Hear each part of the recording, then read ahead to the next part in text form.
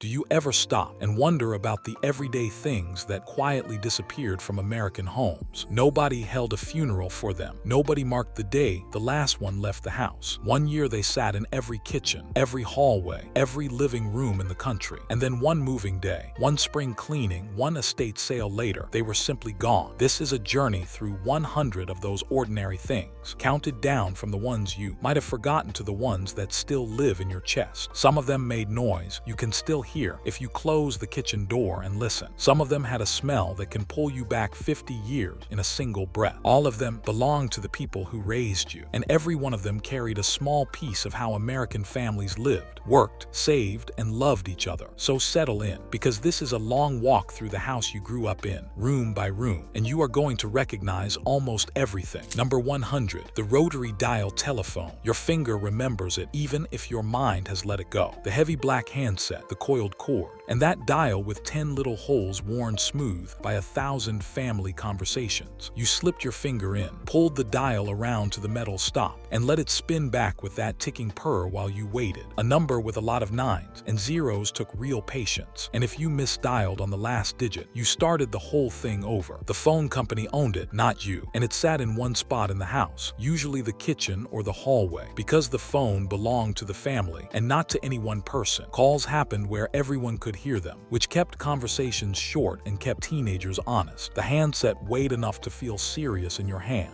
and when someone slammed it down, the bell inside gave a little chirp of protest that told the whole house the call had ended badly. On the good side, that phone survived drops, floods, and decades of use without a single repair. On the hard side, there was no privacy, no portability, and no way to know who was calling until you picked up. Today, your phone knows the caller, remembers the number, and fits in your pocket, but it will never give you the small ceremony of dialing, that deliberate act that made every call feel intentional. The rotary phone made you earn the conversation, but a phone was useless without a signal from the outside world. So tell me, do you remember what sat on top of the television at number 99? Number 99, rabbit ears and the rooftop antenna, 2 silver rods rising off the back of the television set, and a wad of aluminum foil crumpled onto the tips like a science experiment. Rabbit ears turned every family member into an engineer. Dad would stand beside the set with one hand on the antenna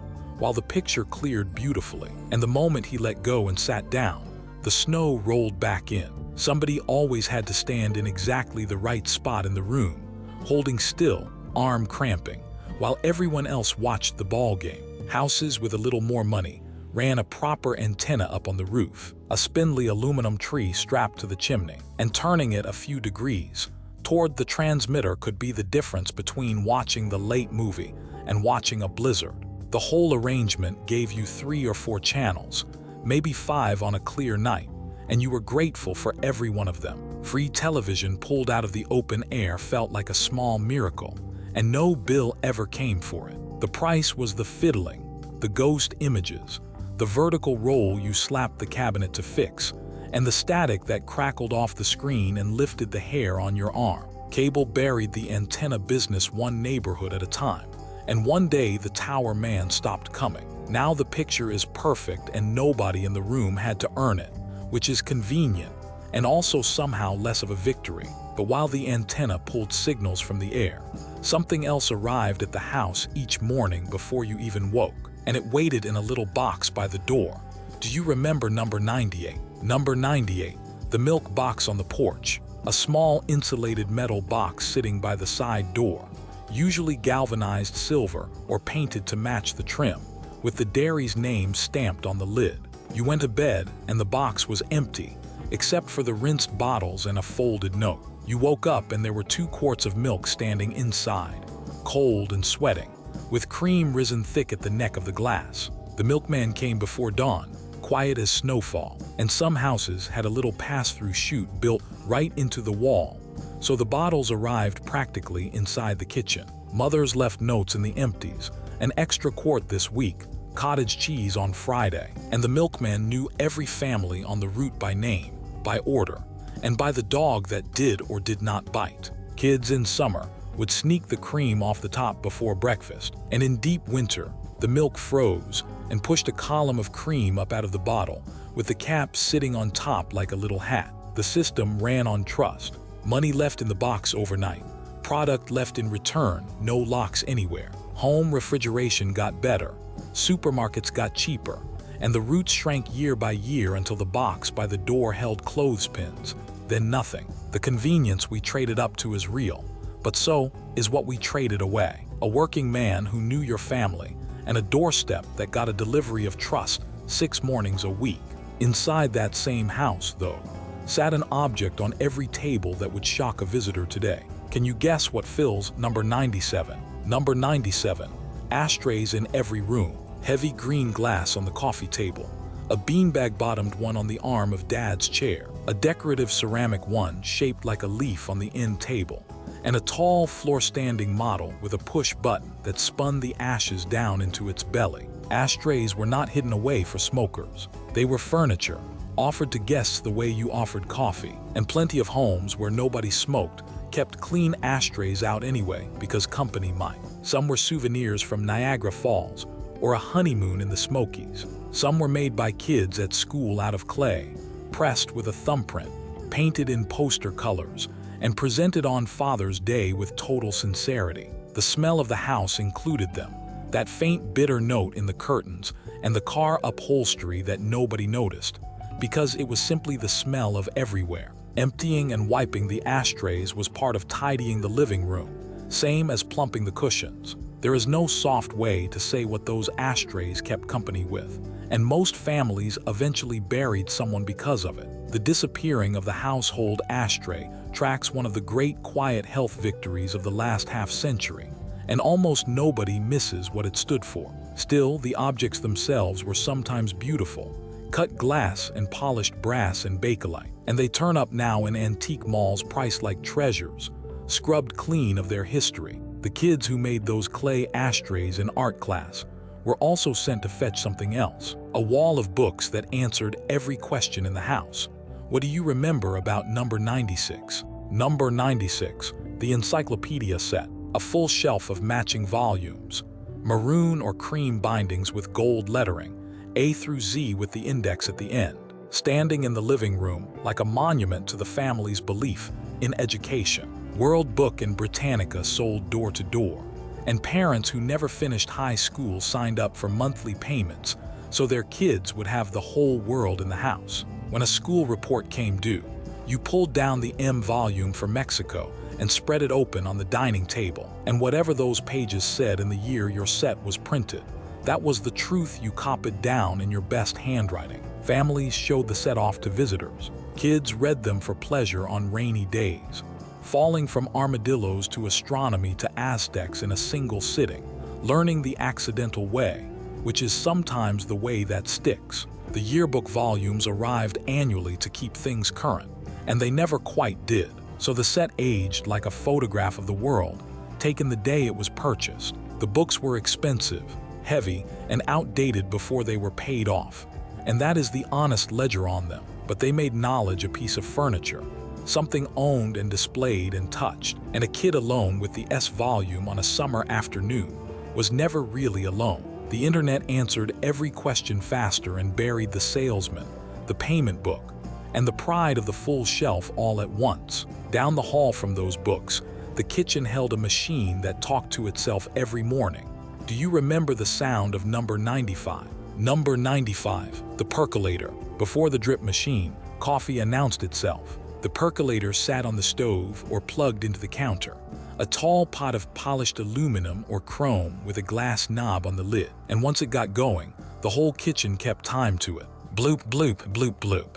Water pulled itself up the center stem, sprayed across the basket of grounds, and rained back down, over and over, each cycle darker, while the little glass dome flashed brown like a lighthouse. The smell reached the bedrooms before the sun did, and for millions of American kids that percolating rhythm was the sound of a household starting its day, of fathers before work and mothers before everyone, of aunts arriving with coffee cake on a Saturday. The pot made coffee strong enough to stand a spoon in, and it kept it hot on the back burner for hours, which was both its gift and its crime, because Hour 3 percolator coffee had a bitterness that could curl pain. Nobody measured much. You knew the scoops by heart the way you knew a hymn. Electric drip machines arrived in the 1970s, promising a smoother cup with less fuss.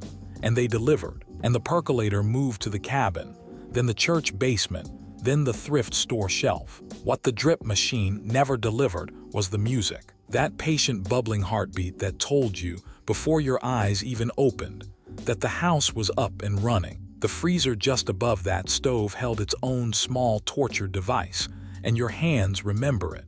What was waiting in number 94? Number 94. Metal ice cube trays with the lever. Aluminum trays, frosted white with cold. Each one fitted with a metal grid and a handle running down the middle. You filled them at the sink, walked them to the freezer flat and slow like a tightrope act, and slid them onto the frosty shelf next to the ice cream. Getting the ice out was the sport. You gripped the tray, lifted the lever, and hauled back until the grid cracked the cubes loose with a sound like river ice breaking up in March. Do it right, and a dozen perfect cubes sat waiting. Do it wrong and half of them shot across the kitchen floor, while the other half stayed welded in place. And if your hands were wet, the aluminum grabbed your skin and held on.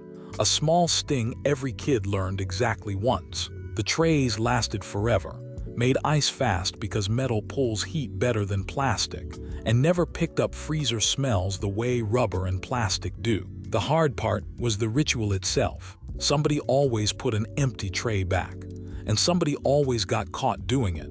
And that argument played out in every kitchen in America for 40 years. Flexible plastic trays came first, then the ice maker built into the door, and the lever tray went out to the garage to hold nuts and bolts. Ice today falls into your glass without a thought, but no ice maker has ever made that crack. The sound of a summer afternoon getting started. Out in the backyard on those same summer days, something stretched between two poles and carried the family's whole wardrobe. Do you remember number 93? Poles and carried the family's whole wardrobe. Do you remember number 93? Number 93. The clothesline, ropes or coated wires strung between a T-shaped pole and the back porch, or spun out from a rotary umbrella-style frame that turned lazily in the wind. Monday was wash day in most houses, and by mid-morning the backyard was full sail, sheets bellying in the breeze, work shirts waving their arms, socks marching in pairs down the line. The clothespin bag hung at one end, a little dress-shaped sack on a hanger, stuffed with wooden pins, the straight peg kind and the spring kind, and your mother could hang a full basket in minutes, pins in her teeth, moving down the line like a machine. Everything came in stiff and smelling of sunlight, a smell no dryer sheet has ever honestly captured, though every one of them has tried. Towels dried board stiff and sandpapery. Sheets came in cool and bright, and made the whole bed smell like outdoors. The line cost nothing to run, and on a good drying day with wind, it beat the machine. The price was labor and luck. A surprise rain sent everyone sprinting for the yard, and in January, the jeans froze solid and came inside standing up like a man. Birds did what birds do. Dryers moved laundry indoors and made it private, and then whole subdivisions wrote rules against lines, because somebody decided clean laundry looked like poverty. It never did. It looked like work being done and sun being used, and it perfumed a family's entire childhood for free. Back inside, in front of the television, dinner was being served on furniture built for exactly that purpose. What do you remember about number 92? Number 92, TV trays.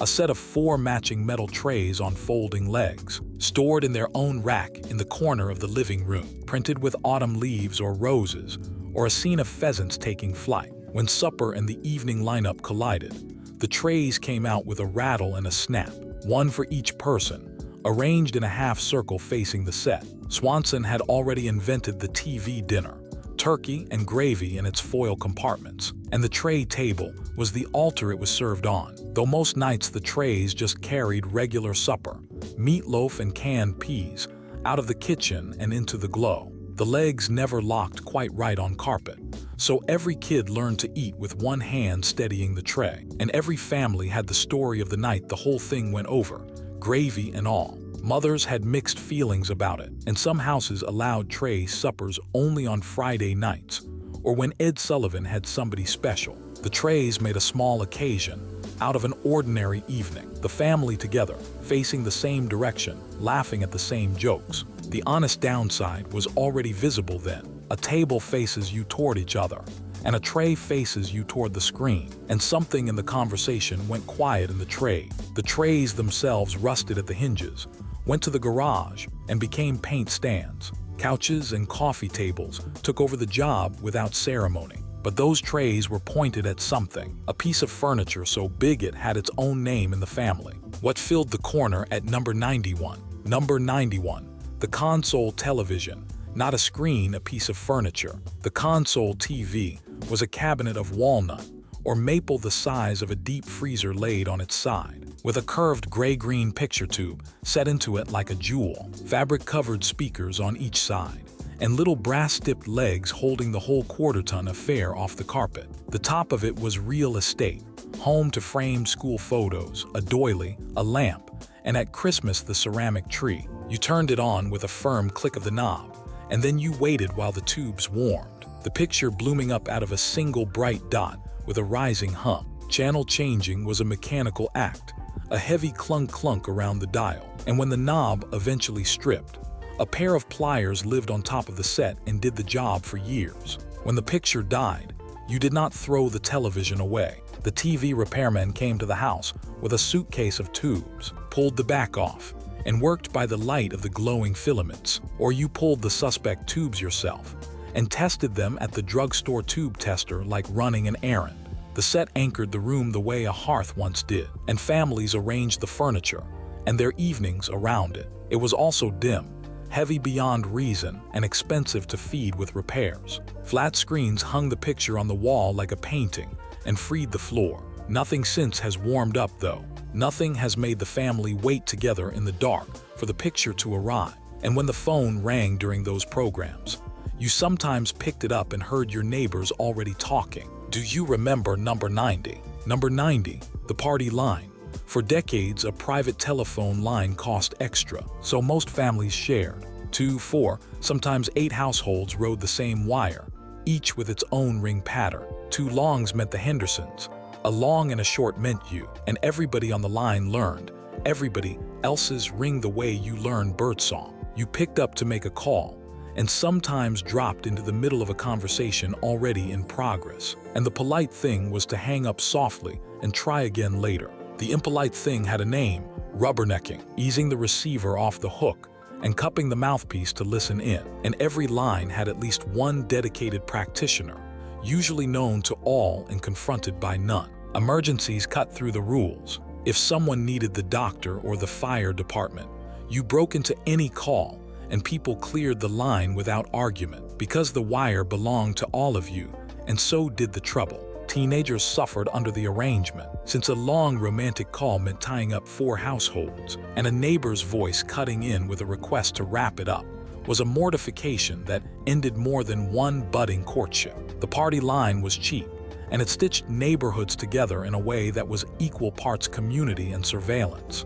Private lines spread through the 1950s and 1960s, and the shared wire went quiet, taking with it a certain kind of small-town knowledge, the kind where your business was never entirely your own. All that talking needed a piece of furniture built just for it, and it sat in the hallway. Do you remember number 89? Number 89, the telephone table. Some called it a gossip bench, and that name tells you everything. A small piece of hallway furniture, half chair and half table, a padded seat attached to a little desk surface just big enough for the telephone, a notepad, and the directory on the shelf beneath. The phone had one home in the house, so the house gave it furniture, the way you give furniture to anything important. Your mother sat there Sunday evenings with her address book open, working through her sister's one long-distance call at a time, twisting the cord around her finger. The pad beside the phone filled with a family's shorthand. Call Earl back, Dentist Tuesday 2, a phone number with no name that would remain a mystery forever. Kids perched there taking down messages with the seriousness of telegraph operators, because a lost message was a household crime. The bench put the caller in the busiest hallway in the house, which meant conversations happened in public. With the cord stretched to its limit, if you wanted to duck around the corner into the closet for privacy. It was a small throne for staying connected, and it gave the act of talking to another person a dedicated place, a posture, almost a ritual. Cordless phones broke the leash in the 1980s. The phone scattered to every room, and the little bench lost its job overnight. They sell now as quaint plant stands to people who never sat captive on one. Yet even the gossip bench needed its book of names, a fat volume that landed on the porch once a year with a thud. What do you remember about number 88? Number 88, the phone book.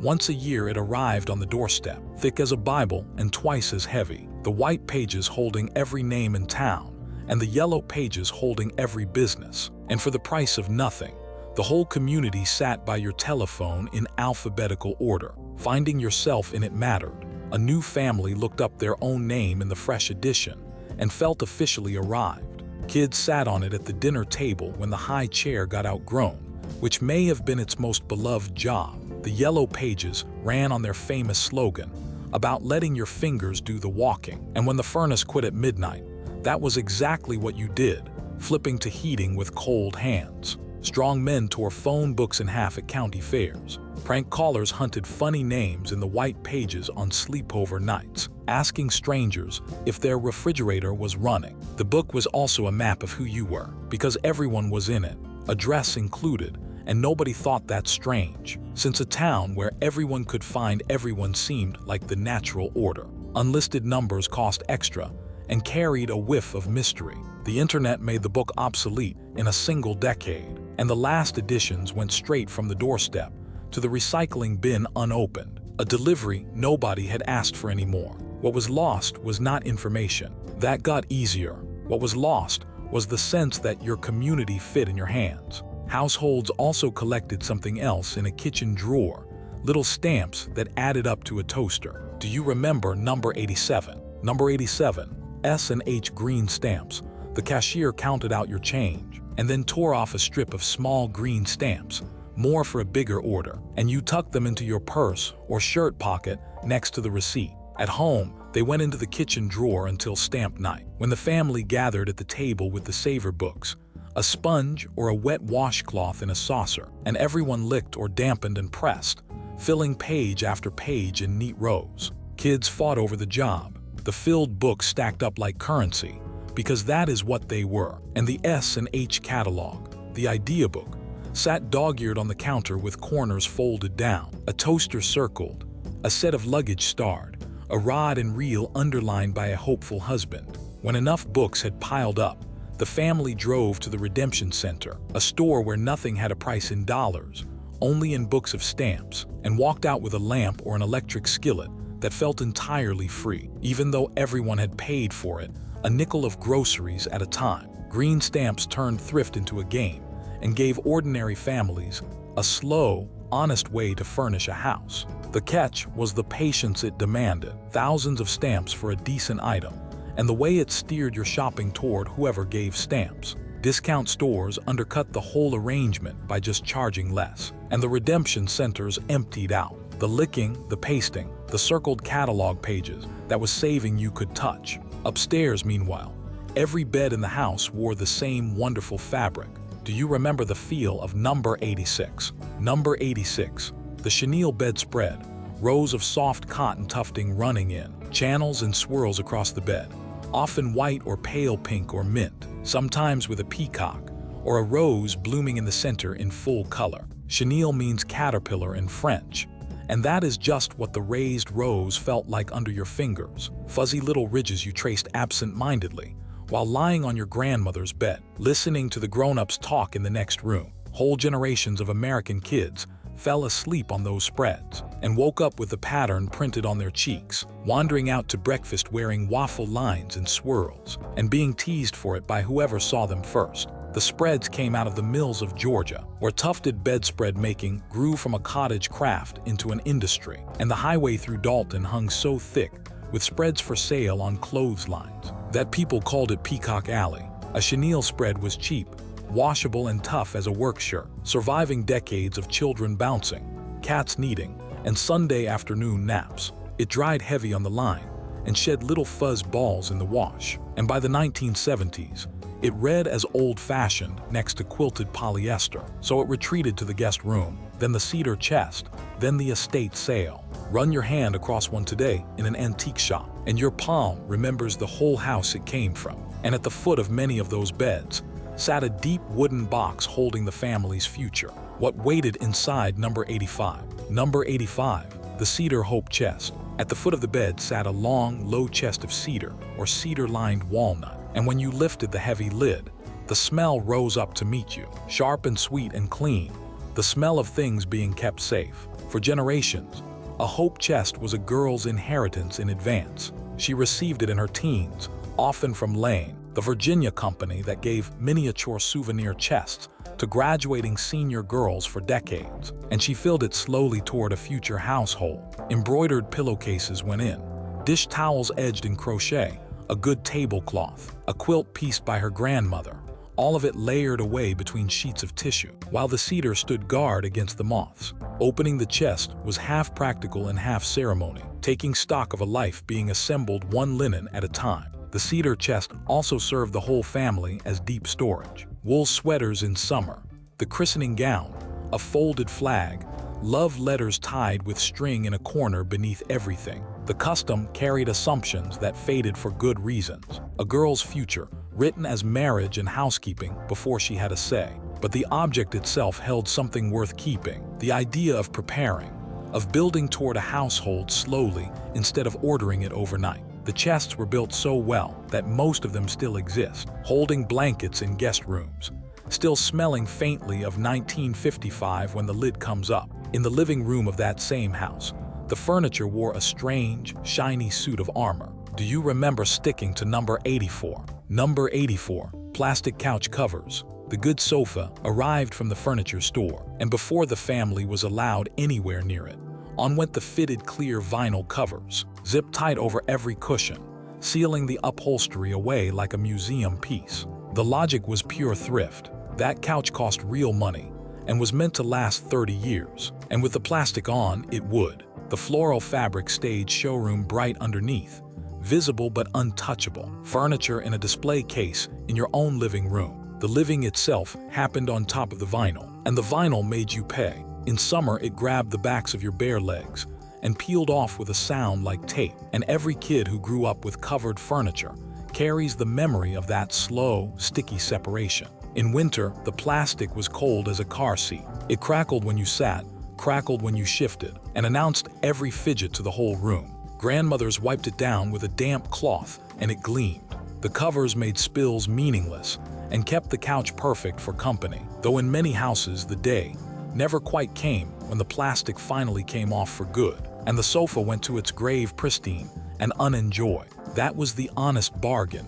Preservation over comfort, tomorrow over today. A generation that had known scarcity, protecting what it had finally been able to buy. Underneath those covers, and draped over every chair arm nearby, lived something softer and stranger still. Do you remember number 83? Number 83, doilies and antimacassars. Little rounds and squares of white crocheted lace, starched stiff, spread across the arms and headrests of every upholstered chair, under every lamp, beneath every candy dish. The ones on the chair backs had a proper name, antimacassars, born in the days when men slicked their hair with macassar oil and left grease spots on the furniture, and the name outlived the hair oil by a century. Grandmothers made them by the hundred, hook flashing, thread unspooling from a ball in a lap, turning out pineapple patterns and snowflake medallions, while carrying on full conversations without looking down. The finished pieces were dipped in starch, sometimes sugar water, and pinned out flat to dry,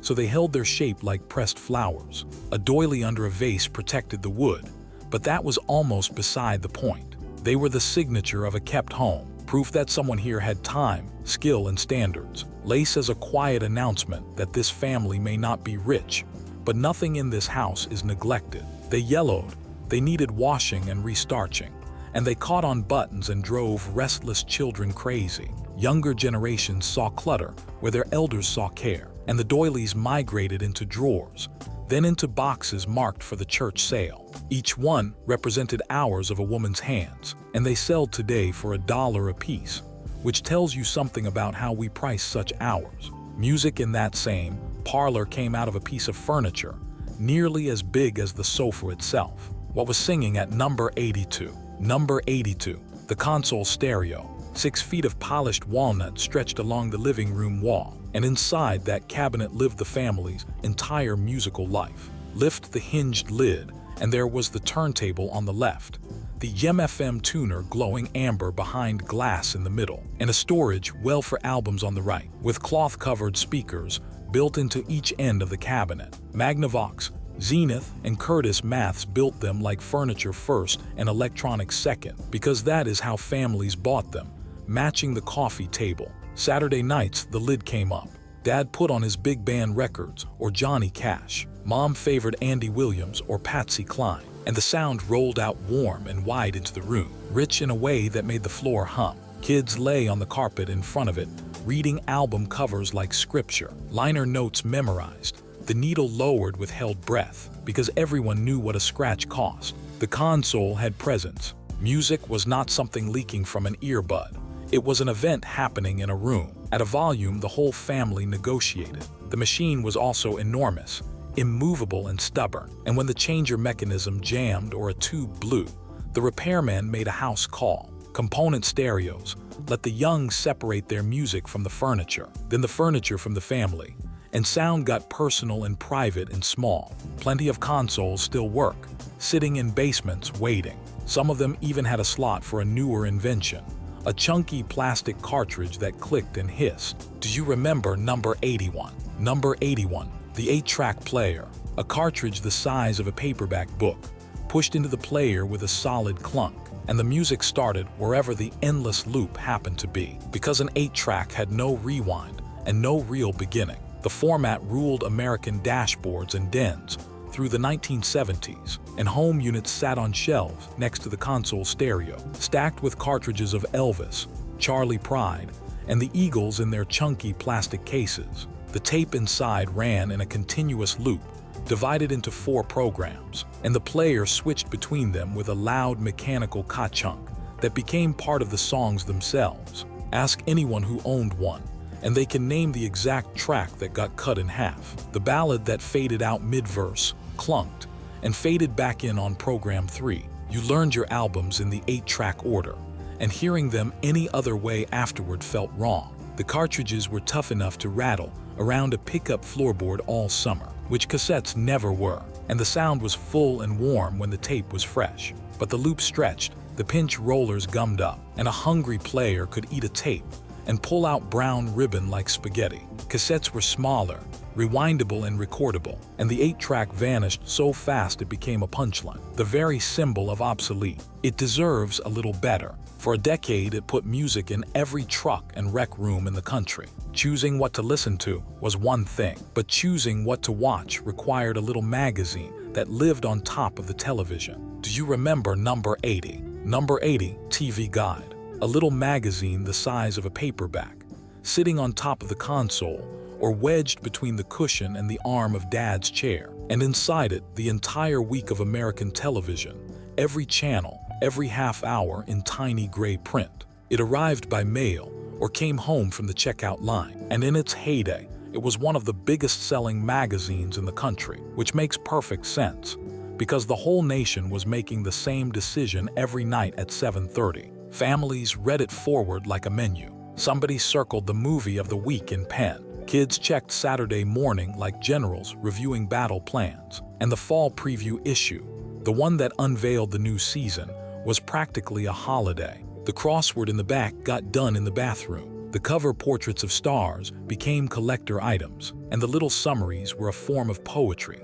An entire episode boiled down to one dry sentence. The magazine solved a real problem, because with no menu on the screen was a mystery without it. The limits were the limits of print. Schedules changed, ball games ran long, and the guide could not know. On-screen guides and streaming menus dissolved its purpose completely, and the magazine shrank in size and importance until it was a ghost of itself. What disappeared with it was the shared week, the whole country holding the same little book, planning the same evenings. Keeping the living room pleasant took more than programming, though. In summer, a strange sticky ribbon twisted from the ceiling. Do you remember number 79? Number 79, flypaper strips. Summer came, the screen door banged all day, and the flies got in no matter what. So up went the flypaper. You bought the strips at the hardware store or the grocery, a little cardboard tube with a thumbtack on top, and you pulled the coiled ribbon out slow, a spiral of amber paper coated in sticky glue, and tacked it to the kitchen ceiling, where it hung twisting gently in the fan breeze. Then it went to work silently around the clock. Flies landed and stayed, and over the weeks the strip filled up, a slow-motion record of the season, until somebody said the words every family said, "That thing is full, take it down," and the changing of the strip was performed at arm's length, with the face turned away. Woe to the tall uncle who walked into one, because the glue loved hair even more than it loved flies, and getting a flypaper strip out of a head of hair was a kitchen table operation involving butter and profanity held behind the teeth. The strips were cheap, poison-free, and honest about their work in a way sprays never were. They were also plainly a ribbon of dead flies twirling above the potato salad, and rising standards of kitchen decor sent them into exile. Screens got tighter, air conditioning closed the doors, and the amber spiral quietly left the ceiling. It still works exactly as well as it ever did, which is a strange thing to say about something nobody will hang anymore. Down in the basement of that same house stood a machine with rollers that demanded respect. Do you remember number 78? Number 78, the wringer washer. Before the automatic washer, laundry was an appointment with a machine that could hurt you. The wringer washer stood in the basement or on the back porch, a big white tub on legs with an agitator inside, and a pair of hard rubber rollers mounted on top. You filled the tub with a hose, added the soap flakes, and let the agitator chug the clothes back and forth in water you would reuse. Whites first while it was clean, work clothes last when it was gray. Then came the wringer. You fed each piece into the rollers, and the machine pulled it through, pressing out a sheet of water, and the flattened clothes dropped into the rinse tub on the other side. Stiff as cardboard, every woman who ran one kept her fingers back and her braid tucked, because the wringer did not distinguish between a bedsheet and a hand, and the release bar on top existed for the moments it tried. Wash day with a wringer was a half day of hauling, feeding, cranking, and hanging, and it built forearms and patience in equal measure. The machine used a fraction of the water and lasted 30 years, and plenty of farm households kept theirs long after the automatics arrived, trusting what they could see over what happened behind a locked lid. The automatic washer bought back an entire day of a woman's week, and no one mourned the labor. But ask anyone who stood beside one as a child, and they can still hear it chugging. Wash day ended, and then ironing day began, with a bottle that had a very particular job. Do you remember number 77? Number 77, the sprinkler bottle. Before steam irons earned anyone's trust, dampening clothes was its own step, and every household had the tool, usually homemade. A glass soda bottle, often a repurposed 7-Up or Coke bottle, wearing a perforated metal cap with a cork gasket, bought for pennies at the dime store. You filled the bottle with water, shook it over the clean, dry clothes in quick passes, so the drops scattered fine and even, then rolled each dampened piece into a log and packed them all in a basket, sometimes under a towel, sometimes in the refrigerator overnight, so the moisture spread evenly and nothing mildewed. By ironing time, the fibers had relaxed, and the hot iron hit that even dampness and glided, pressing cotton shirts and pillowcases, glass smooth in a way dry ironing never could, each stroke raising a little sigh of steam that smelled like clean linen and warm metal. The sprinkler bottle was free, effective, and oddly pleasant to use, a little rain shower indoors. It also belonged to a world where ironing was a scheduled day of the week, where pillowcases and handkerchiefs got pressed, where a basket of rolled laundry waited like bread dough rising. Steam irons finally got good. Permanent press fabrics arrived promising no ironing at all, and the bottle went back to being a bottle. Some women kept theirs for decades anyway, because it worked, and because their mother's hands had shaken one just the same way. The dampened shirts had a partner in the pantry, a product that made collars stand at attention. Do you remember number 76? Number 76, laundry starch and ironing day. In the pantry sat the box of Argo starch, or the bottle of liquid Sta-Flo, and its job was posture. Starch went into the final rinse, or got cooked on the stove from powder into a thin paste in houses that did it the old way, and the shirts that came through it dried crisp and held a crease like a salute. Ironing day in a starched household was serious production. The board came down from its hook or folded out of its little closet in the wall. The iron heated, and the basket of dampened, rolled clothes stood ready. Collars first, then cuffs, then yokes and sleeves, an order handed down like a recipe, and the finished shirts went onto hangers in a row, smooth as paper, smelling faintly of hot starch, a smell somewhere between baking and fresh sheets. Men wore those shirts to jobs and to church, and the crispness said someone maintains this man. This family holds a standard. Aerosol spray starch arrived in the 1950s and made the ritual quicker, and you can still find the cans today. What vanished was the day itself, the scheduled hours of pressing while the radio played, the discipline of it, and the particular pride of a closet full of shirts that could stand up on their own. Permanent press and casual dress dissolved the need, and most irons now live their whole lives in a closet. Whether that is loss or liberation depends on who was holding the iron, getting those clothes from upstairs down to the wash, though. Some houses had a shortcut built right into the wall. Do you remember number 75? Number 75, the laundry chute, a little door in the upstairs hallway or bathroom wall, hinged metal or wood, and behind it, a dark shaft dropping straight down to the basement, ending in a basket or a wheeled bin beside the washer. You opened the door, stuffed in the towels and school clothes, and gravity did the errand. For kids, it was one of the great features of any house that had one. Part mail slot, part mystery. You yelled down it to whoever was in the basement, and the shaft gave your voice a metallic echo. You dropped things down it that were not laundry, tested paratrooper army men in it, and at least once in every family's history, a cat went down, launched by a scientist aged 6, and emerged into the basket below insulted but unharmed. The chute made a real chore lighter, sparing whoever did the wash 1,000 trips up and down the stairs with heavy baskets, and builders included them, as a matter of course, in houses with basements through the middle of the century. Then the logic of houses changed. Laundry rooms moved up to the bedroom floor. Fire codes frowned on open shafts running between levels, and builders quietly stopped cutting the hole. Older houses still have them, sometimes painted shut, sometimes still working, and kids who discover one at a grandparent's house treat it exactly as their parents did. As a portal, the basement had emptied into often held something else, a small iron door in the foundation that fed the heart of the house. Do you remember number 74? Number 74, the coal chute and the coal furnace. Low on the foundation wall sat a small metal door, and behind it, a steel chute angling down into the coal bin. A wooden-walled room in the basement corner, black-dusted and sweet-smelling, in a mineral way you never forgot. Delivery day, the coal truck backed up over the curb.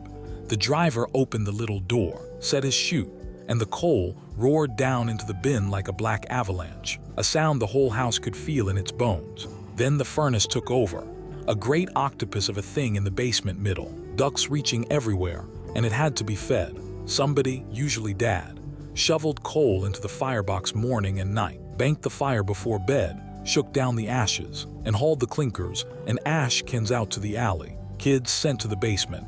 After dark gave the furnace a wide berth, because it glowed and breathed and ticked like something alive. Coal heat was cheap and fierce, and a well-run furnace kept the house warm through the worst of winter. It was also filthy, dusting the whole town gray, graying the curtains, and it chained the household to its schedule, since a fire left too long went out, and a February morning in a coal house with a dead fire was an emergency. Oil and gas burners arrived with thermostats and no shoveling, and families converted as fast as they could afford to. The little door stayed in the foundation, painted over, a keyhole into how hard warmth used to be. The heat that furnace made traveled up through something that sang. Do you remember number 73? Number 73, the steam radiator.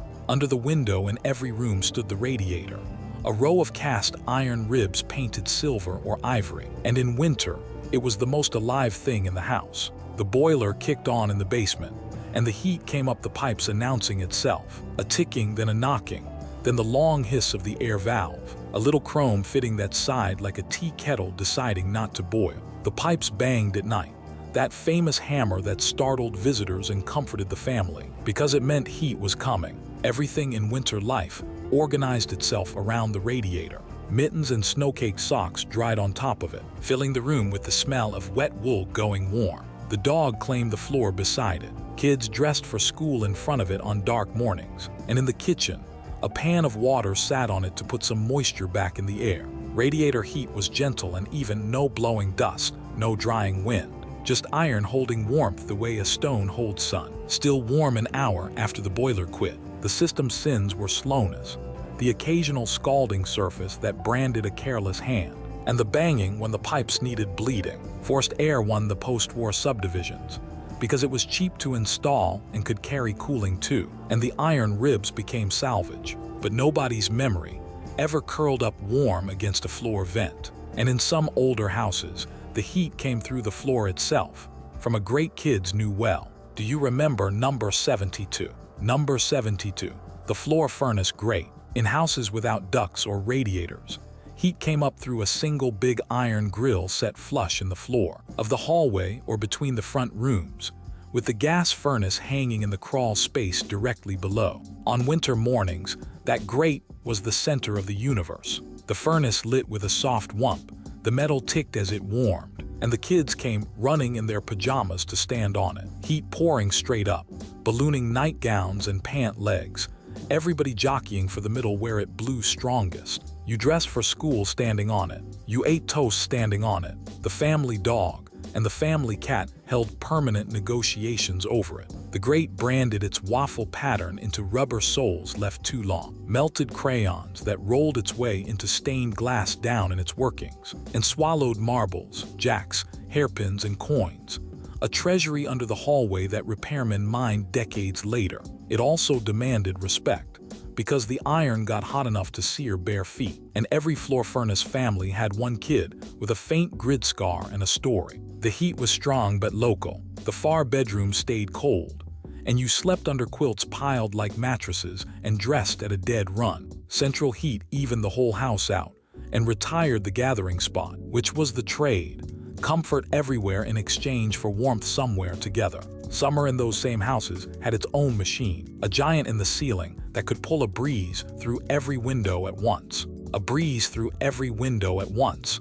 Do you remember number 71? Number 71, the attic fan.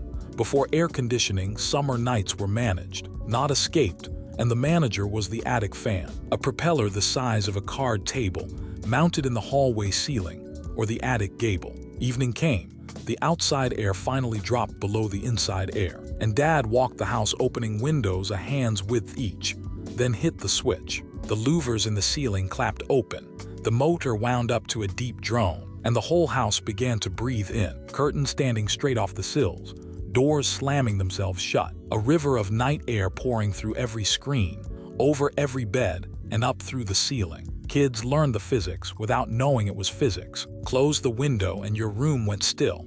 Crack the door and the breeze found you again. The fan pulled in the smell of cut grass and rain coming, and its drone was the sound sleep made from June to September, so steady that the house felt wrong on the nights it stayed off. It could not cool below whatever the night offered, and on the worst still, wet August nights it just moved warm soup around, and it pulled in dust and pollen along with the breeze. Central air sealed the windows, silenced the hallway, and made summer identical everywhere. The attic fan houses remember something the sealed ones forgot, that a house can work with the weather instead of against it. Smaller fans fought the daytime heat room by room, and one of them turned its head back and forth all afternoon like it was watching a tennis match. Do you remember number 70? Number 70, the oscillating metal fan. It sat on the dresser or the kitchen counter, a heavy little machine of steel and chrome, blades like polished propellers behind a wire cage. A child's fingers fit through easily, which every child eventually proved. You clicked it on and it hummed up to speed, then began its slow turn, sweeping the room left to right and back, a metronome of relief, and everyone in the room got their share of breeze on a schedule. Kids leaned close and spoke into the blades, to hear their voices chopped into robot syllables, a game as old as the fan itself. The cage did next to nothing, and a pencil, a finger, a cat's tail meeting those blades, produced a bark of sound and a lesson that stuck. And the fans of that era make modern safety engineers go pale. But they were built like farm equipment. All metal, motor windings you could smell faintly warming. And they ran for 40 and 50 years without complaint. Oiled once a summer with a drop at each end of the shaft. On July nights, the family fan was allotted by rank or by fever, and lying in its path listening to it sweep away and return was its own form of patience. Air conditioning demoted the fan from lifesaver to accessory, and plastic replaced the steel, and the new ones weigh nothing and last 5 summers. The old ones sit in barns and basements right now, and most of them would start if you plugged them in. Winter had its own bedside comfort, a rubbery red thing filled at the bathroom sink. Do you remember number 69? Number 69, the hot water bottle, flat and red and rubbery, hanging from a hook on the back of the bathroom door like a deflated football. And on cold nights or sick days, it came down and went to work. You filled it at the sink, water hot as the tap would give, squeezing the air out until water crowned at the neck, then screwing in the stopper and drying it off, and testing it against your cheek. Wrapped in a towel or a flannel cover, it went down to the foot of the bed 15 minutes before you did, so your feet slid into a warm pocket instead of cold sheets. It curled against stomach aches, pressed against sore backs, tucked under earaches, the all-purpose comfort of the household, prescribed by grandmothers for nearly everything and genuinely helpful for most of it. The warmth had weight, which mattered, a heavy warmth that held you down gently like a hand, and it faded slow through the night, body temperature by morning, a lukewarm slab you kicked to the floor. The rubber smell was part of the cure, faint and clinical, the smell of being looked after. Age cracked them at the folds, stoppers leaked into mattresses, and the electric blanket and heating pad offered warmth that never ran out. The bottle never fully died, and drugstores still sell them, but the hook on the bathroom door is empty in most houses now. Warmth without electricity, comfort with weight, care you could fill at a sink. Its electric successor came with a control dial that glowed on the nightstand. Do you remember number 68? Number 68, the electric blanket with the dial. On the nightstand sat a little control, cream-colored plastic, with a wheel of numbers glowing soft amber in the dark, wired to the blanket by a cord that ran under the covers like a tail. You turned it to 5, gave it a head start while you brushed your teeth, and climbed into a bed that was already warm all over, which in an underheated house in January was close to a miracle. Couples had the double control models, his side and her side, and the nightly negotiations of a shared bed got a technological truce. One dial at 2, one at 7, peace in the valley. The wires ran through the blanket in channels you could feel with your fingers, a faint grid under the flannel, and you learned not to bunch or fold it while it ran. Mothers warned about it constantly, turn it off in the morning, never tuck it under, no sleeping on top of it, because the early ones had earned their scary stories. And the smell of a hot spot was a smell you did not ignore. Run right, it cut heating bills, since the furnace could idle low overnight while every bed made its own summer. Fires and recalls pushed the technology to improve, and better home heating made the whole idea less urgent. And the dial on the nightstand faded out of the bedroom. What it gave a cold house childhood was real. The sight of that little amber glow meaning the bed is ready.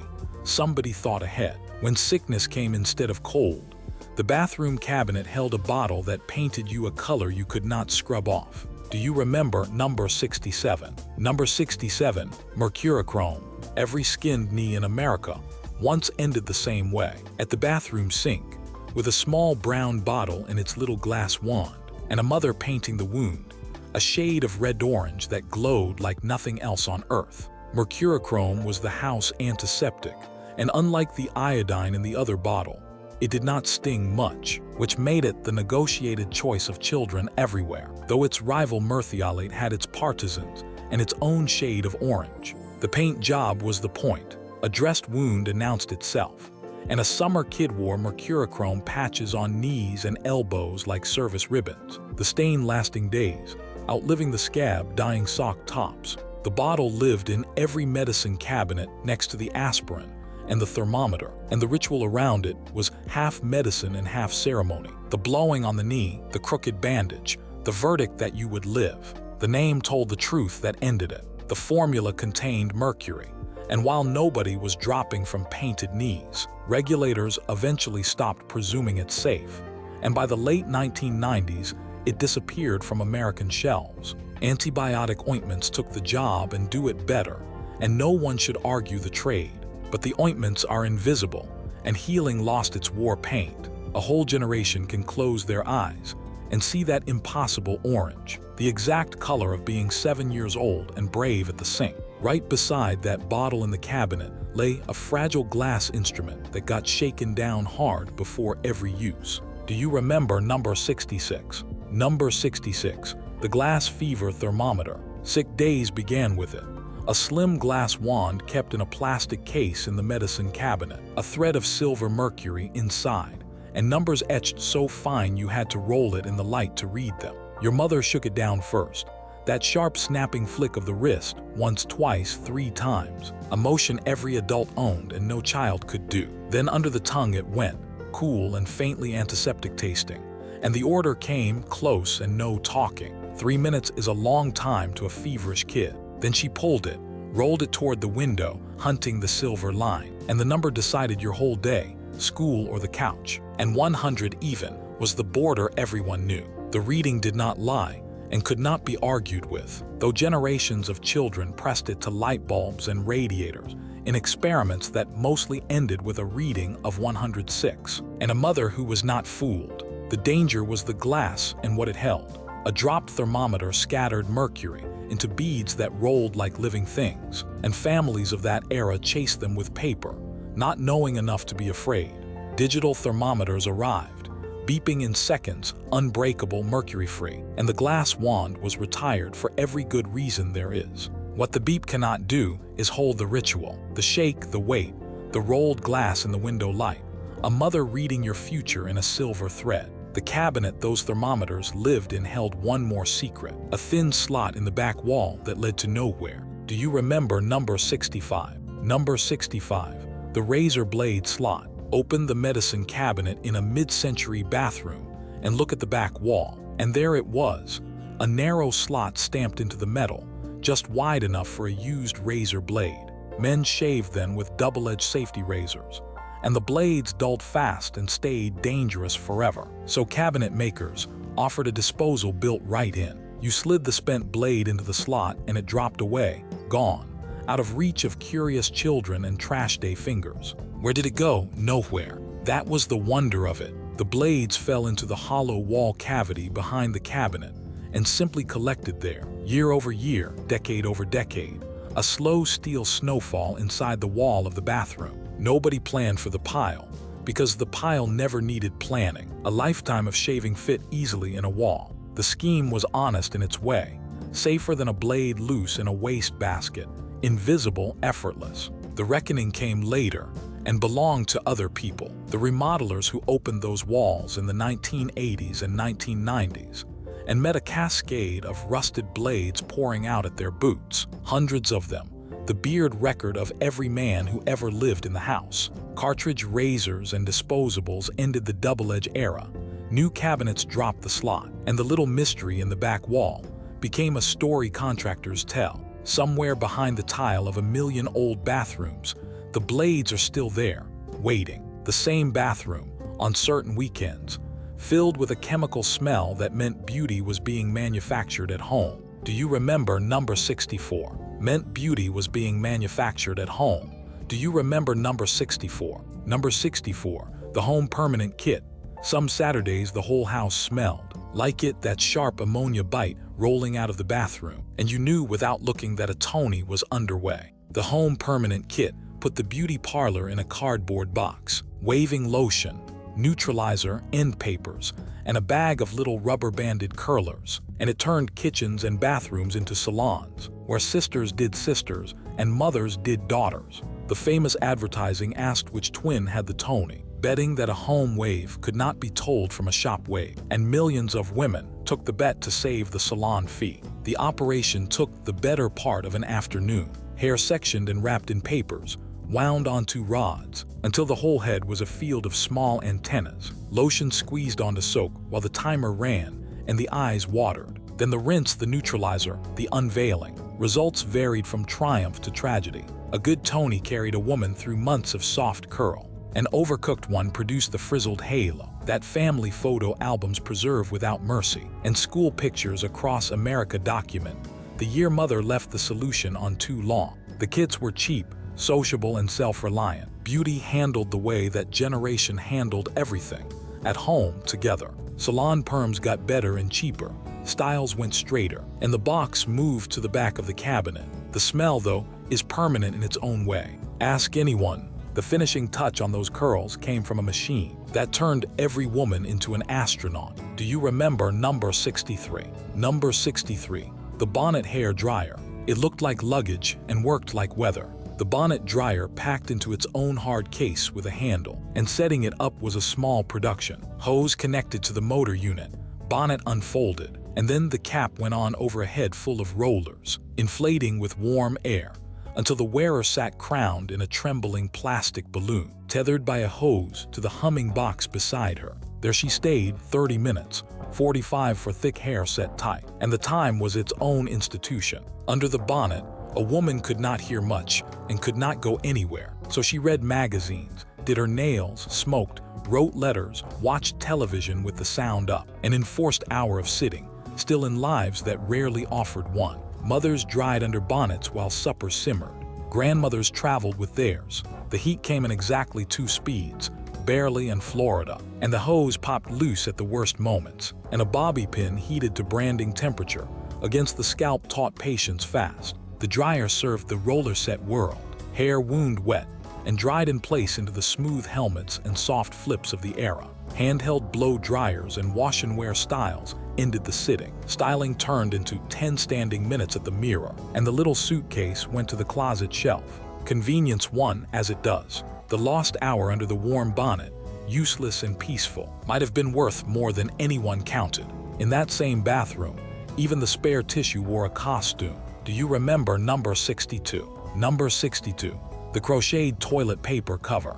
On the toilet tank sat a lady in a hoop skirt, and under her skirt stood a spare roll of toilet paper. The crocheted cover was the great comic flourish of the American bathroom. A doll from the dime store, waist deep in a dome of ruffled yarn, pink or aqua or variegated rainbow, made by grandma or bought at the church bazaar, where a table of them stood like a beauty pageant. The logic underneath, the whimsy, was hospitality. A guest should never have to ask, and never find the holder empty, so the spare stood ready. And since a bare roll on the tank looked unfinished, it got dressed. Some houses skipped the doll and used a plain yarn cozy, sometimes with a plastic lid worked into the crown, and matching sets spread from there. Tank lid covers, seat covers, tissue box covers, a whole bathroom in soft armor. Kids lifted the skirt to confirm the roll every single time, because the gag never aged. The covers collected moisture and lint in a damp room, and rising decorating taste ruled them kitsch. And the daughters declined to display what the mothers had hooked. But look at what the object actually was. Hours of handwork spent making sure a guest would be comfortable and never embarrassed. Ridiculousness in service of thoughtfulness. Plenty of them survive in boxes, skirts crushed, dolls staring, waiting for a bathroom that will have them. Out in the den, meanwhile, a machine of a different kind waited, with its own ribbon and its own bell. Do you remember number 61? Number 61, the typewriter. It sat on the desk in the den, or came down from the closet shelf in its hard case. A Royal or a Smith Corona or an Underwood. And when the family had serious words to produce, it produced them. You rolled the paper in with a ratcheting sound, squared it, set the margins and typed, and every letter was an event. A metal arm swinging up to strike the ribbon, and print its character with a snap. Full speed. A good typist made the machine sound like hail on a tin roof, and the little bell near the end of each line rang and rang, followed by the sweep of the carriage return, a sound so satisfying it should have been sold separately. Mistakes were permanent enough to teach care. You typed slower on the last line of a page than the first, and the tools of repentance sat close by, the gritty eraser wheel with its brush. Later, the little white correction papers and the bottle of fluid. School reports, church bulletins, letters to the editor, the labels on the canning jars. All of it came off that machine, and a kid allowed to type their own name felt like an executive. Typewriters needed no power, no updates, and no patience with anything but you. Word processors made revision effortless, and the trade was worth it. But something changed when Word stopped costing effort. Beside every typewriter lay its quiet partner, thin sheets that made copies by pressure alone. Do you remember number 60? Number 60, carbon paper. In the desk drawer next to the typewriter lay a folder of thin, inky sheets, midnight blue or black, shiny on one side, and with them, any typist became a small printing press. You sandwiched a sheet of carbon paper between two pieces of regular paper, rolled the stack into the machine, and typed once to write twice, the keys striking hard enough to press the image through. A heavy hand could pull 3 copies, maybe 4, each one fainter than the last. The bottom copy a ghost of the top. Households used it for everything official. The letter to the insurance company, with a copy kept for the files. The club minutes. The family Christmas letter before mimeographs and copiers came within reach. The sheets were reusable until they wore gray, and thrifty typists held them to the light to judge how much ink remained. Carbon paper had opinions about your habits. It smudged fingers, shirt cuffs, and anything it touched, and a sheet loaded backward printed the copy in mirror, writing on the back of your original, a mistake everyone made exactly once. It also left a perfect record of whatever had been typed on it, which detectives in the movies knew to check. Photocopiers made copies clean and effortless. Then computers made the very idea of an original obsolete, and carbon paper faded to a single fossil. The CC on every email. Carbon copy, a ghost in the machine that outlived its body. Writing by hand had its own vanished equipment too, starting with a bottle of ink on the desk. Do you remember number 59? Number 59, the fountain pen and the ink bottle. On the desk sat a bottle of Schieffer or Parker ink, midnight blue or black, and beside it the pen, a serious instrument with a gold nib, often received as a graduation gift, with a name engraved on the barrel. Filling it was a small ceremony. You dipped the nib into the bottle, worked the lever or twisted the piston, and watched the pen drink, then wiped the nib on the bottle's lid, and blotted the first stroke. Writing with it was nothing like a ballpoint. The nib glided wet and the line breathed, thick on the downstrokes, fine on the cross-strokes, and a person's handwriting became architecture, which is why the signatures on old documents look the way they do. School desks had inkwell holes drilled in the corner from the dip pen days, and generations of students learned penmanship as a subject. Graded, practiced. The Palmer method, drills of loops and ovals filling copybooks. The costs were real. Ink-stained fingers and shirt pockets. Pens leaked in the summer heat. Blotters lived on every desk for a reason. And a dropped pen landing, nib first died on impact. The ballpoint arrived cheap and carefree after the war, and won in a rout. And the ink bottle left the desk within a generation. Handwriting kept some of its dignity a while, through the letters people still wrote, cursive flowing in blue-black ink across pages that carried a little of the writer with them. And those letters had their own beautiful equipment. Do you remember number 58? Number 58, the stationery set. In the desk drawer or on the closet shelf sat a box of good paper, and the box itself said this matters. Stationery came boxed in sets, matching sheets and envelopes, cream or pale blue or ivory, sometimes bordered with flowers, sometimes monogrammed, often received as a Christmas or graduation gift. Because paper was a real present then, letter writing held the family together across distances. Sunday afternoons,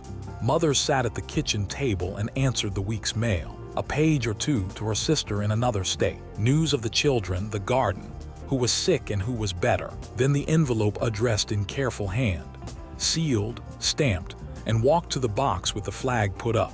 The letters back got read aloud at supper and passed around, then saved, bundled with string and shoeboxes that became family archives, without anyone calling them that. Writing on good paper slowed a person down in the best way. You thought before you wrote because crossing out looked terrible, and the result carried the writer's actual hand, actual pauses, sometimes the smell of her house. The mail took days each direction, and a conversation could stretch a month, and the phone was faster and email faster still, and the box said stop selling. What the speed cost is sitting in those shoeboxes. Letters you can hold from people you can no longer call. Keeping track of everyone you wrote to required its own little book, kept by the phone. Do you remember number 57? Number 57, The address book. By the telephone or in the kitchen drawer lived a small book, alphabet tabs down the edge, cover worn soft, and inside it in one place, everyone the family knew. Names went in with addresses and phone numbers, entered in pen by whoever answered when the news of a move came, and the book aged in layers. Addresses crossed out and rewritten as people relocated, maiden names giving way to married ones, a child's dorm address squeezed into the margin under the parents'. The Christmas card list ran out of it every December. The book open on the table beside the box of cards, each entry considered, some names getting a letter tucked in. And the book was where you noticed who you had not written in too long. It recorded the other passages too. When someone died, their entry stayed uncrossed because nobody could bring themselves to strike a name. And an old address book reads in the end like a churchyard. Everyone still present, still listed, still reachable in some way that mattered to the keeper. One book, one copy, no backup, and a lost address book was a genuine family crisis, which is the honest weakness of the whole system. Phones absorb the contacts and sync them to the clouds, safe forever and touched by no one's hand. The old books survive in drawers, and opening one belonging to your mother tells you exactly who her people were, in her own writing, in the order she met them. Recording the family's faces, meanwhile, belonged to a machine that filled the living room wall with light. Do you remember number 56? Number 56, the slide projector.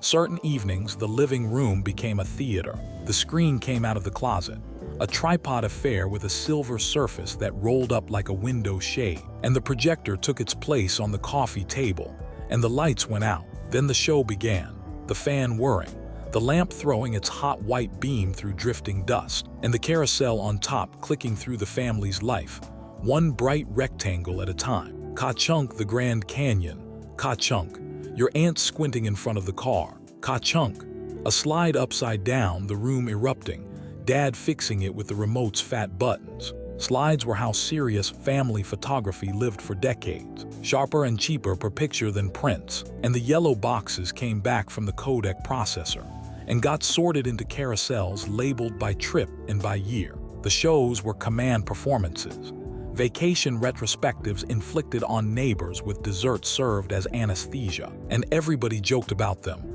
and everybody watched. The projector bulb burned hot enough to cook a jammed slide. Spare bulbs cost real money, and a dropped carousel scattering 80 slides across the carpet was a family disaster with assigned blame. Prints got cheaper, then screens replaced paper entirely, and the carousels went to the closet under the screen they once fed. The pictures in them remain stunning, Kodachrome reds and blues that have not faded, waiting in the dark for a lamp that rarely comes. Moving pictures had their own home machinery, small reels that caught the family actually moving. Do you remember number 55? Number 55, home movies on 8mm. The camera came out at birthdays and Christmas, a little metal box that wound up or ran on batteries, and Dad crouched and panned while everyone waved, because waving was the universal performance for a movie camera. The film inside held about 3 minutes, so home movies learned compression. Cake, candles, wave, done. And the exposed reel went off in a mailer to be developed, returning weeks later as a small yellow spool of the past. Watching required the full production, screen up, projector threaded, a task with real stakes since the film could jump the sprockets. And then the lights went off and there was the family, silent, jerky, saturated with color, moving. The silence was its own strangeness. Everyone talked over the film, narrating, laughing, identifying the departed. And the projector's clatter was the soundtrack of memory itself for a generation. A reel could burn if it stalled in the gate, the image blistering brown on the screen while Dad lunged. And film and processing cost enough that nobody wasted a foot. Kodak Super 8 cartridges made loading easy in the mid-1960s. Sound came later for those who paid. And then video killed film dead, tapes holding hours instead of minutes. The reels went into closets in tins, and transferring them became the errand every family means to do. Do it. Those 3-minute spools hold people walking toward you who will never walk again. Photographs that stood still had their own home-heavy books, with little black corners holding each picture in place. Do you remember number 54? Number 54, The photo album with black corners. The family's history lived on a shelf in the living room.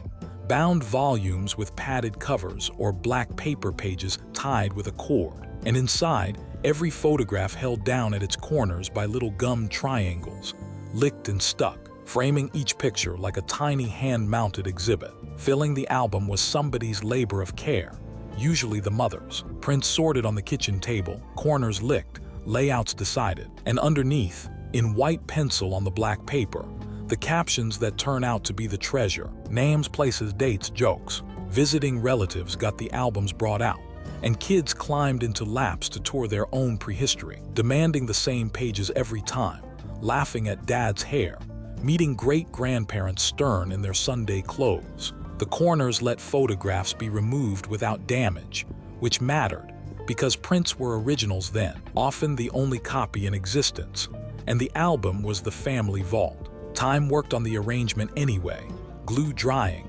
corners letting go, loose photos drifting to the spine, and the magnetic albums of the 1970s that promised better turned out to slowly eat the pictures with their adhesive. Phones made photographs infinite and albums unnecessary, and the shelf of bound history became boxes in a closet nobody sorts. An album forced selection, 100 pictures a year instead of 10,000, each one chosen, caption kept. Scarcity did the curating, and the result reads like a book because it was one. One camera, though, skipped the waiting entirely and developed itself in your hand. Do you remember number 53? Number 53, the Polaroid land camera. The picture came out of the camera. That was the whole miracle, and it never stopped being one. At birthdays and reunions, somebody had the Polaroid, a folding land camera, or later the boxy models. And after the flash and the whir, the camera delivered its verdict, either a print to peel apart after counting off the seconds, timed on a wristwatch and coated with that smelly little squeegee stick in the early years, or later, the white bordered square that slid out blank and developed in open air while the whole party watched. Nobody ever obeyed the instruction to stop shaking it. The photo passed hand to hand, still ghostly, faces surfacing out of the gray like swimmers coming up, and the person who took the picture narrated the whole development. Instant film cost real money per shot, so Polaroids were spent like cash, 1 or 2 per occasion, deliberate, everyone gathered and warned to hold still. The prints faded if the sun got them, the film packs failed in the cold, and the camera was thick as a lunchbox in the purse. Cheap processing pulled everyday photography to regular film. Then digital made every camera instant, and the company itself stumbled and fell along the way. What the Polaroid owned was the moment after the moment, a party pausing to watch itself appear, a photograph as an event instead of a file. Regular cameras of that era had their own small ritual of light, a little cube that clicked into the top and flashed exactly 4 times. Do you remember number 52? Number 52, flash cubes. Indoor pictures ran on ammunition. The Kodak Instamatic took its film in a foolproof cartridge, and on top of the camera sat the flash cube, a little transparent die with a bulb and reflector in each of its 4 faces. Every shot fired one face, a hot white pop, and the cube rotated with the film advanced to present the next. 4 flashes to a cube, and then it was spent and you clicked on another from the pack in the camera bag. A used cube was a small dead thing.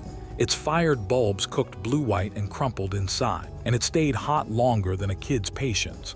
A lesson learned by fingertips at every Christmas. The economics shaped the photography.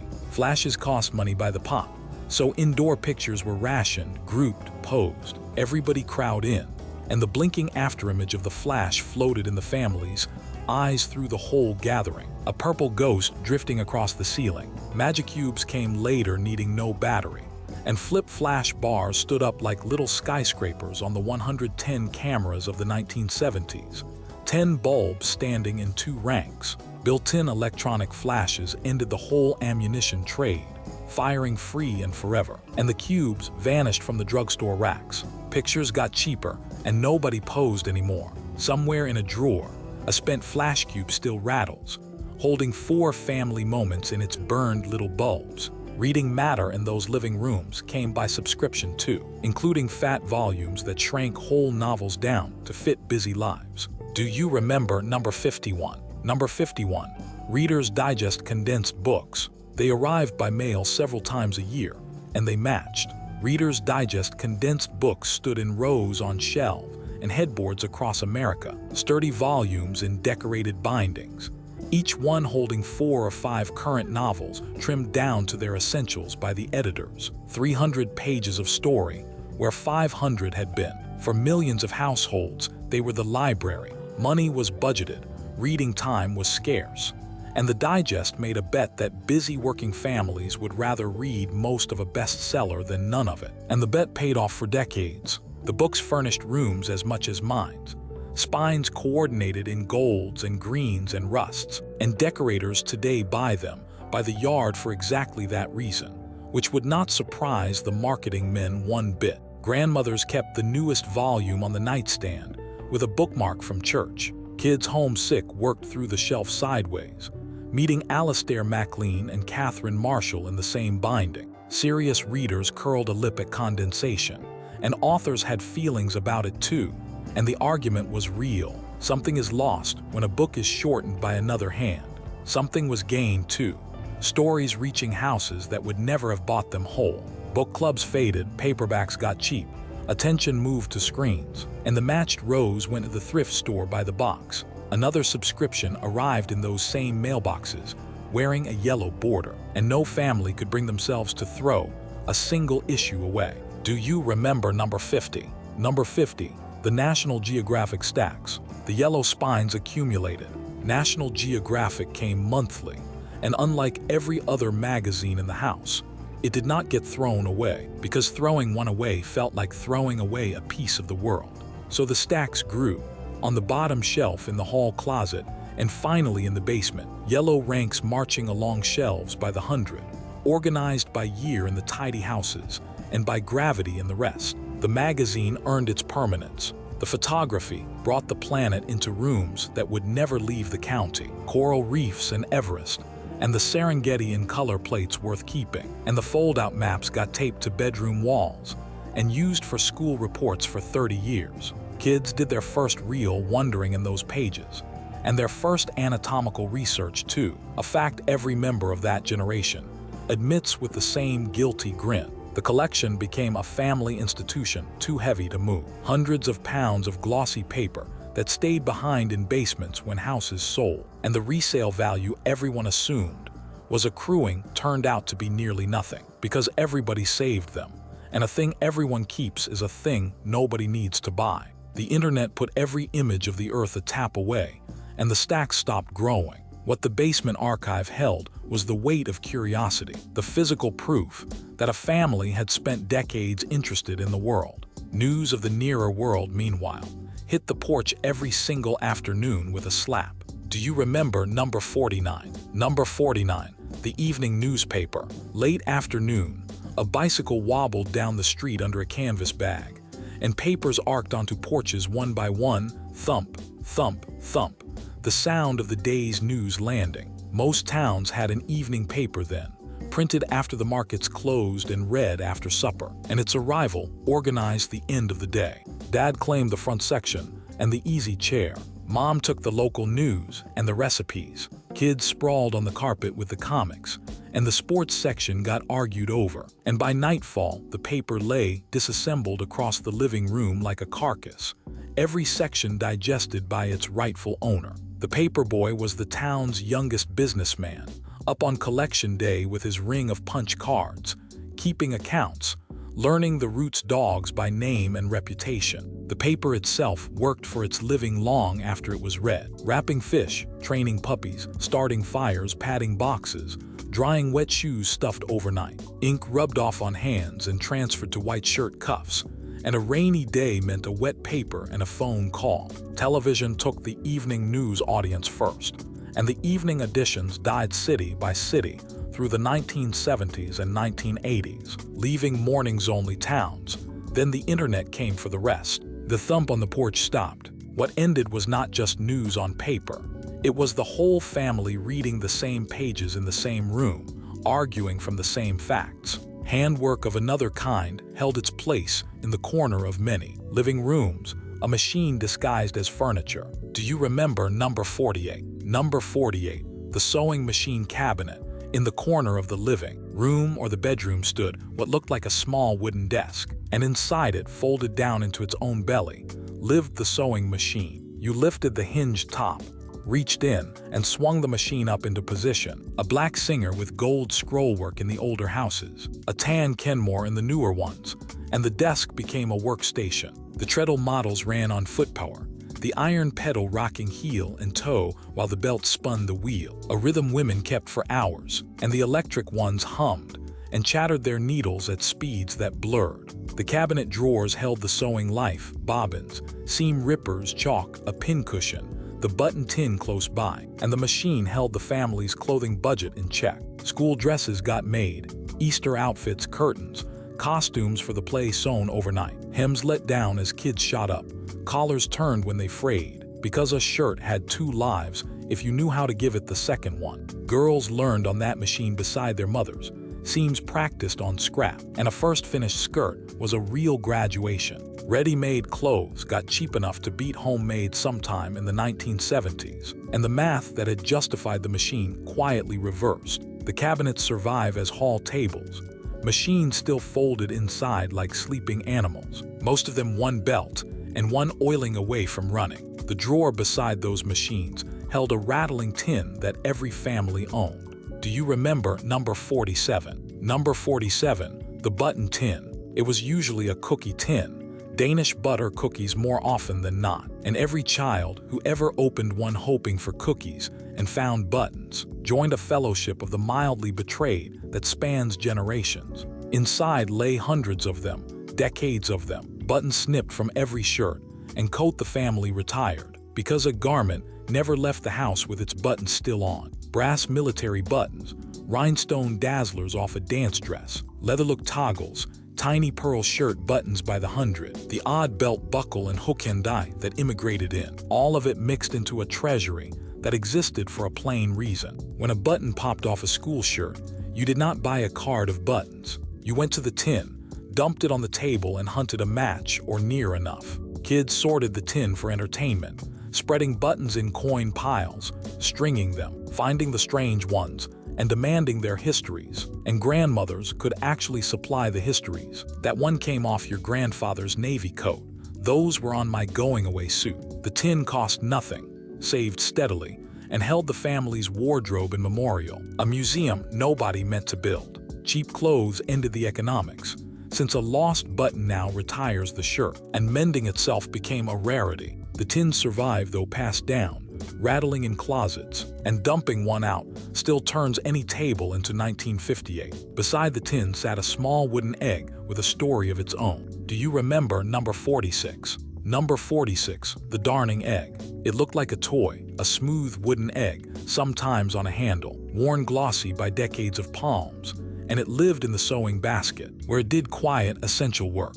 Socks wore through then, and nobody threw a sock away for a hole. The egg slipped inside and filled the heel, stretching the wound open over its curve, and the darner went to work with needle and yarn, laying threads across the hole in one direction, then weaving back through them the other way, over, under, until a small patch of new fabric had been grown in place, a tiny loom operating in a lap by lamplight. A good darn was flat and soft, and outlasted the rest of the sock, and a bad one made a lump that blistered a heel. So the skill was real, and it was taught, mother to daughter, sometimes to sons, often as the family sat together in the evening with the radio on, the mending basket emptying week by week. Darning was thrift as a discipline, 10 minutes of skill against the cost of new wool socks, and in lean houses that arithmetic was the whole household written small. Machine-made socks got so cheap that the 10 minutes stopped paying, and the egg went from tool to curiosity. Inside one generation, the eggs turn up at estate sales, polished by hands that are gone, and hardly anyone under 60 can say what they are for. Nearby in that same basket sat a red pincushion that every household in America somehow agreed upon. Do you remember number 45? Number 45, the tomato pincushion. Nobody decreed it, but every sewing basket in America held the same fruit, a plump red tomato of stuffed fabric bristling with pins and needles, with a little strawberry dangling from it on a thread. The tomato held the pins. The strawberry filled with fine emery sand, sharpened and polished the needles when you stabbed them through it a few times. A whetstone disguised as dessert. The design goes back generations, and the folklore says a ripe tomato on the mantle of a new home meant good luck, and a fabric one stood in when the real thing was out of season. And whether or not the story is true, the object conquered the country. Pins went in and out of that tomato 10,000 times, pulled with the teeth in a pinch, held in the lips during a fitting, a habit every mother had, and every mother forbade.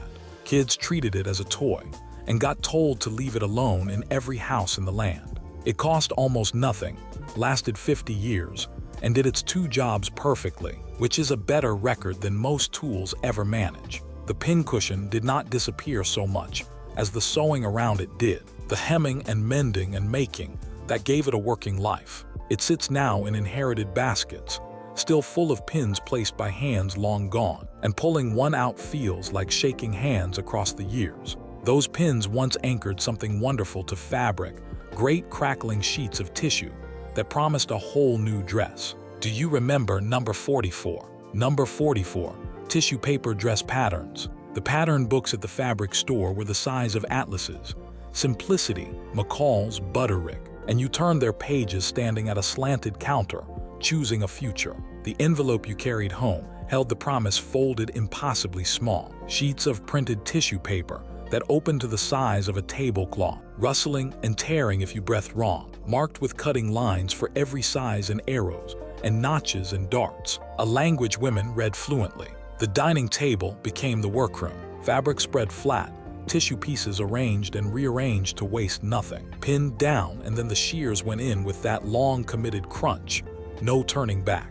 Sizes on the envelope ran smaller than store sizes, a fact that surprised no one who sewed and wounded everyone who did not. A dress could be made for a fraction of store price, fitted to the actual body in the room instead of a factory's guess, and finished by Saturday if the machine cooperated. School clothes, prom dresses, wedding dresses, Easter coats, whole family wardrobes came off those tissue sheets, and the used patterns went back in their envelopes, refolded imperfectly forever, and saved, because a pattern that fit was gold. Cheap imported clothing broke the arithmetic in the 1970s and 1980s. Fabric stores thinned out, and home sewing shrank to a hobby. The envelopes survive in boxes, tissue soft as moth wings, holding the exact shape of somebody's mother in 1963. When company came to a house in those days, another folding marvel came out of the closet. Do you remember number 43? Number 43,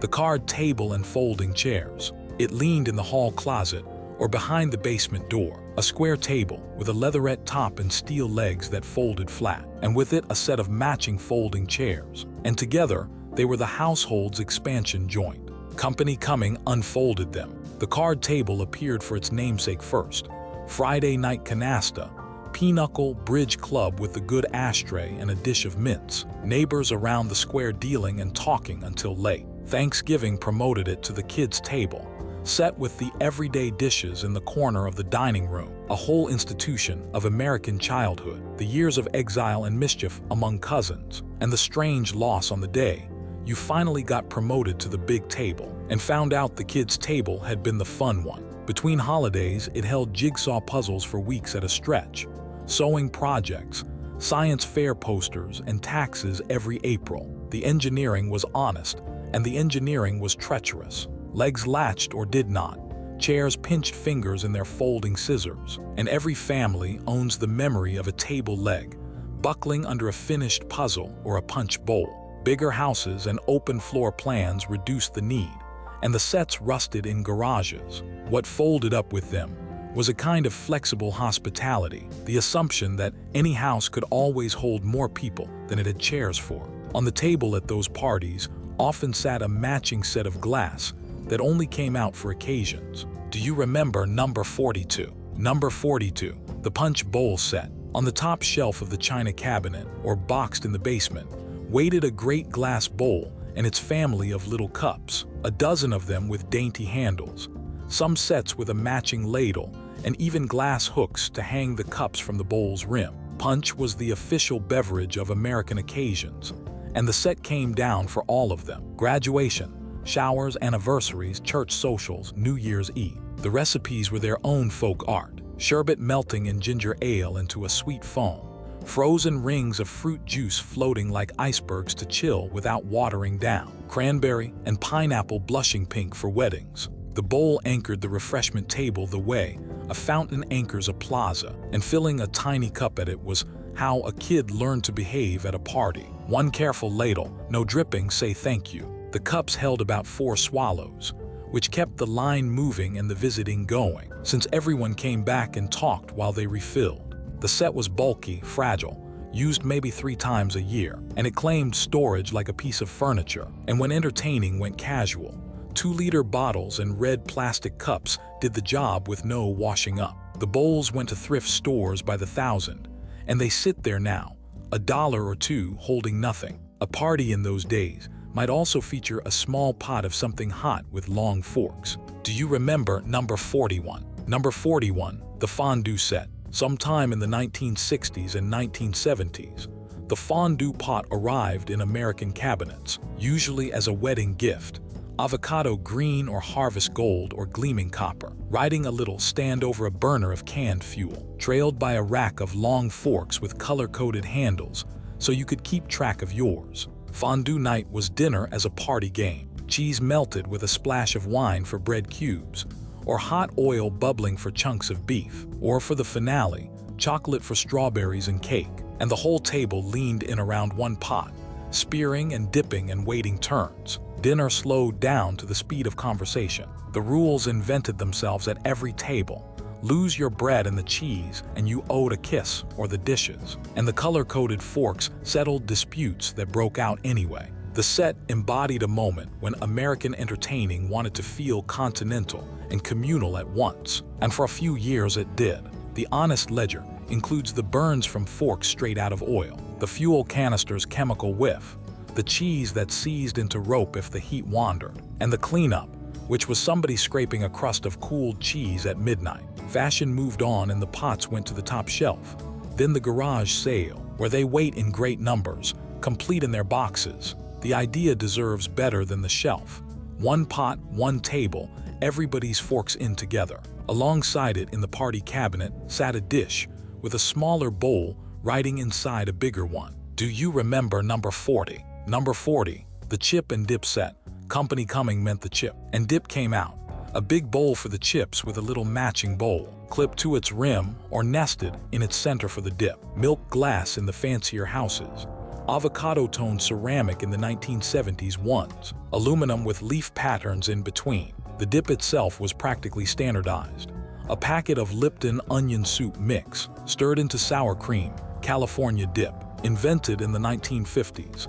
And installed on every coffee table in the nation within a decade, with clam dip running second in the coastal states. Ruffled chips existed for this moment, engineered to carry a payload without snapping, though every party still produced the broken chip, abandoned in the dip like a shipwreck, and the guest who went in after it anyway. The set turned a bag and a tub into hospitality, which was its whole quiet genius. Presentation cost nothing but the dish.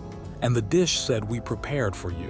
Card games, ball games, cocktail hours, and Christmas Eves all orbited that double bowl, and kids learned the exact border between snacking and ruining your supper. By how far the level had dropped, casual entertaining eventually got even more casual.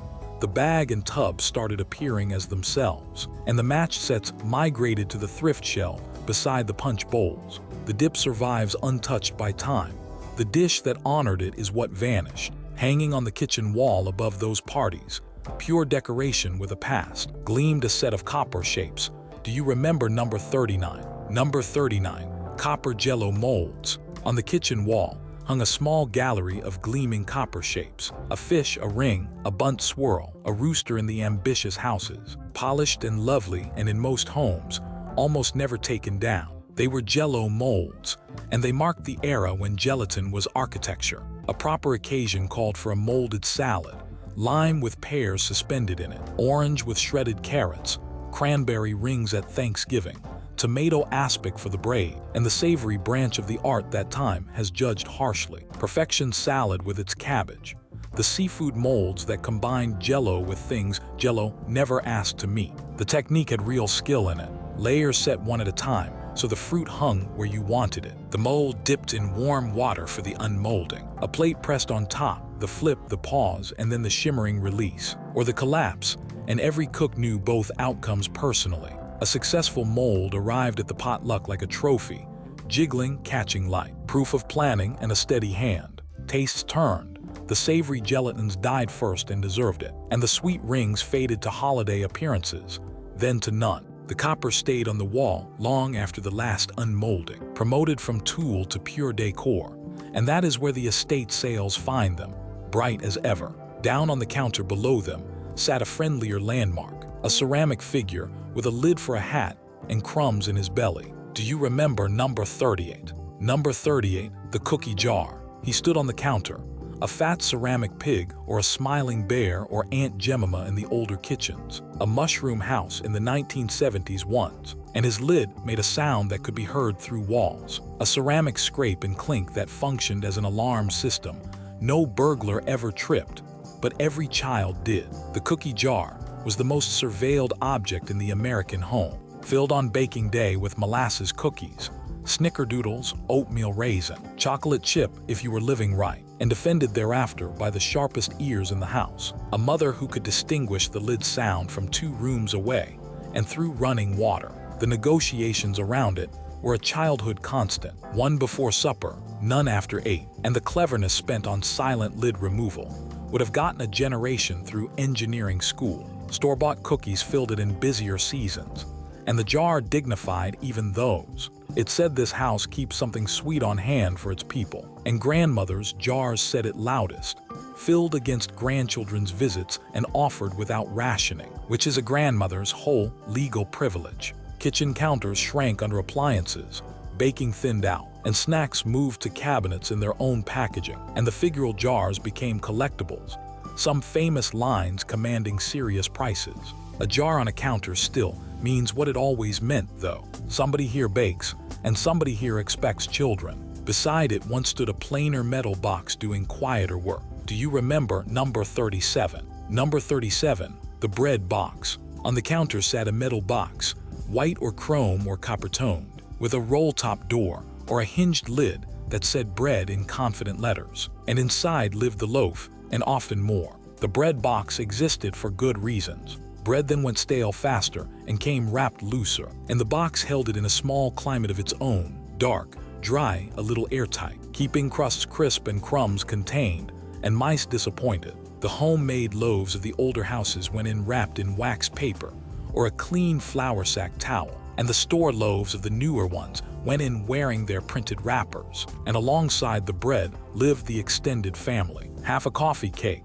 a sleeve of saltines, the heel of yesterday's loaf destined for meatloaf or pudding, because a heel was an ingredient, never trash. The roll top rumbled open with a sound as specific as the cookie jar's clink, softer, more workmanlike, the sound of toast about to happen. Preservatives lengthened shelf life, refrigerators grew, counters filled with plug-in appliances, competing for the same real estate. And the box came to seem like furniture for a problem that no longer existed. Off it went to the garage to hold sandpaper. The idea was never wrong.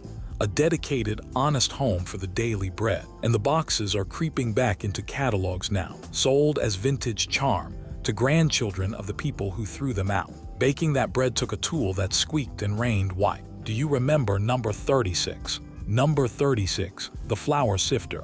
It hung on a hook or sat in the flour bin drawer, a tin cylinder with a crank handle or a squeeze trigger, screens inside, and no baking day started without it. Flour then packed hard in its sack and arrived with the occasional stowaway, and recipes assumed sifting, so the sifter earned its place. You scooped the flour in, held it over the bowl and worked the crank, and the machine gave its rhythmic squeak and shush, while a soft white snowfall drifted down, lightening the flour, blending in the leavening and salt on the second pass, and dusting the counter, the cook's forearms, and any child standing close enough to be helping. Kids fought for the job, because the sifter was clearly a toy that adults had misfiled as equipment. Cakes rose lighter for it, biscuits came out tender, and the measuring was truer.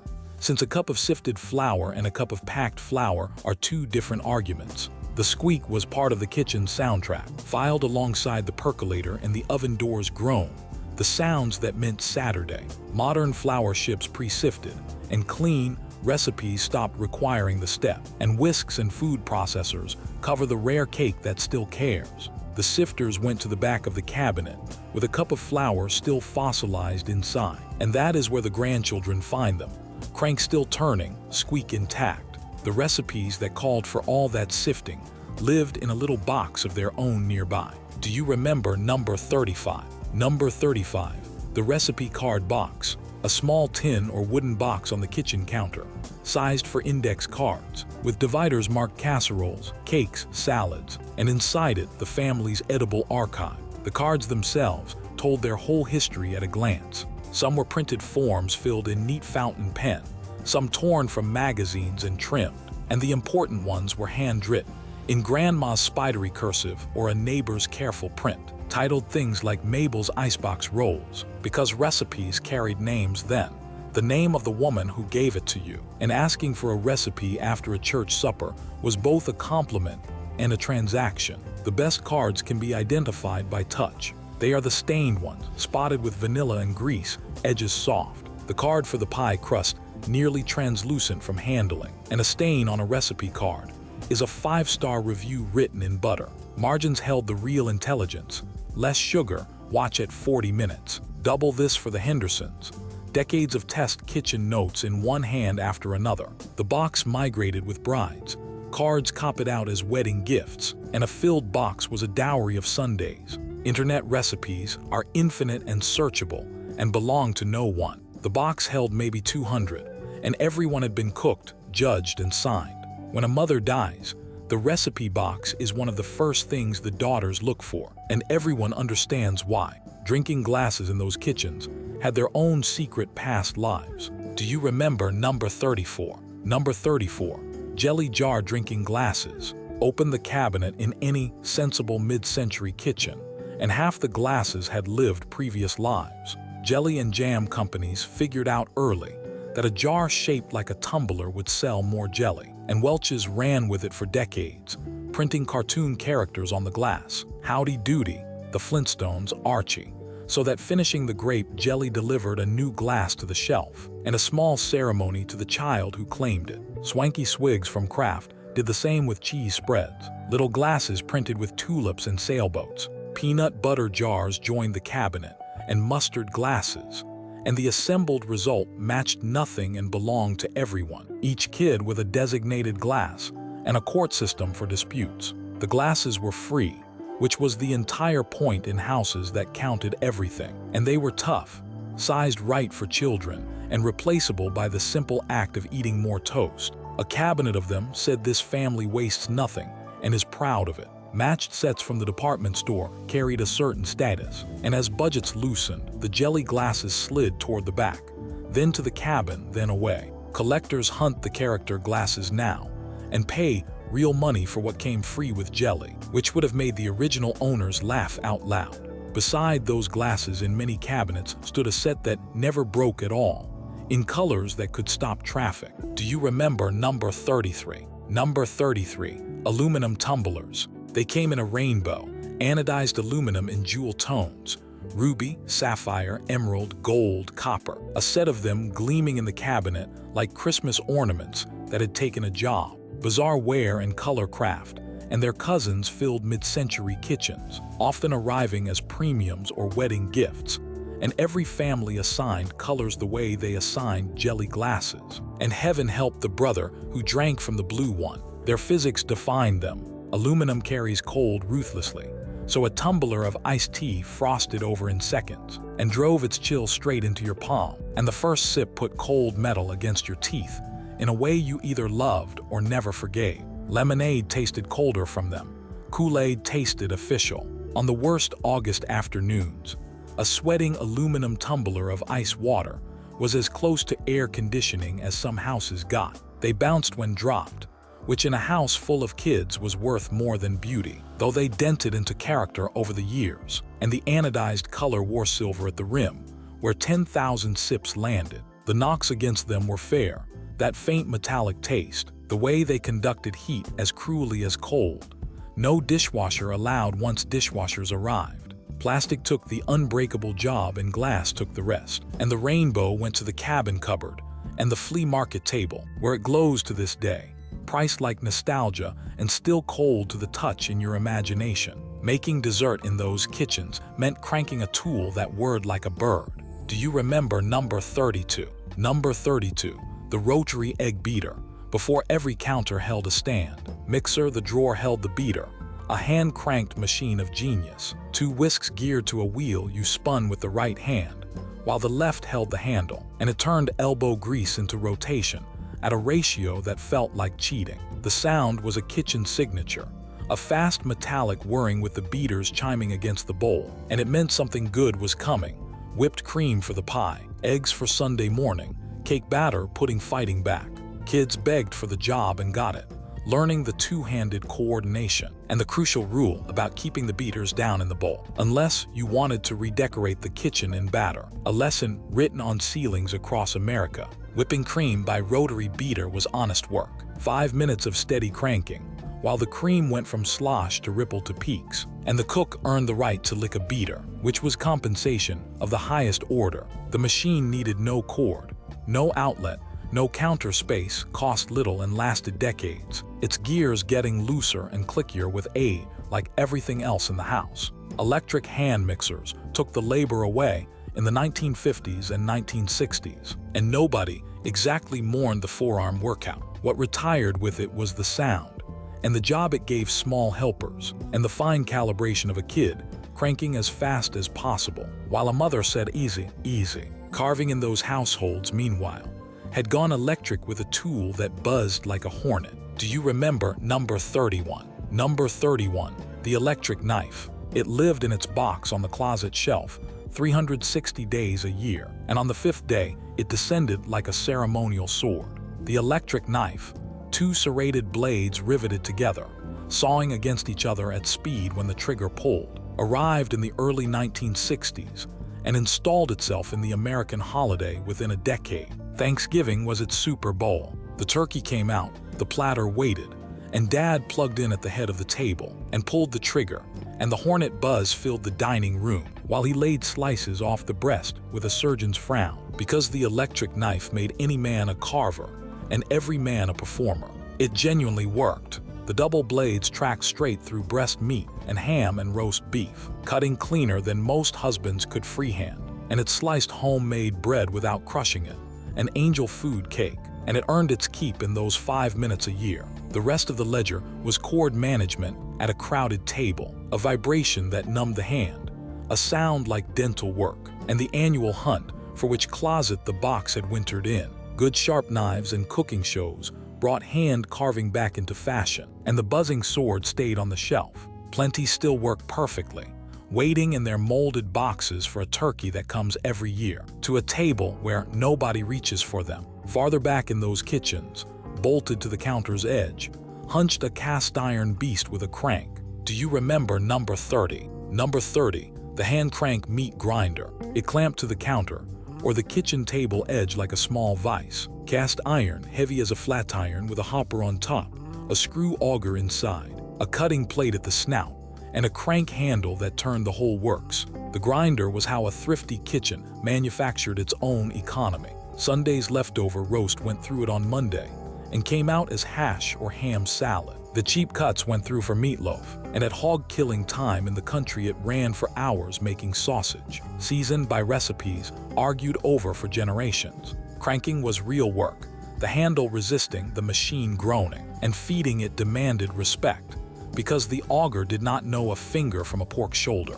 and the wooden pusher existed for exactly that reason, and got used in the houses with sense. The grinder did more than meat. Cranberries and oranges went through it for Thanksgiving relish, staining the machine pink, and bread heels became crumbs, and children turned the crank while mothers fed the hopper. An assembly line across the generations. Cleaning it meant full disassembly, every part washed and dried against rust. Then the machine wiped with oil and put away like a rifle. Supermarket ground beef ended the necessity.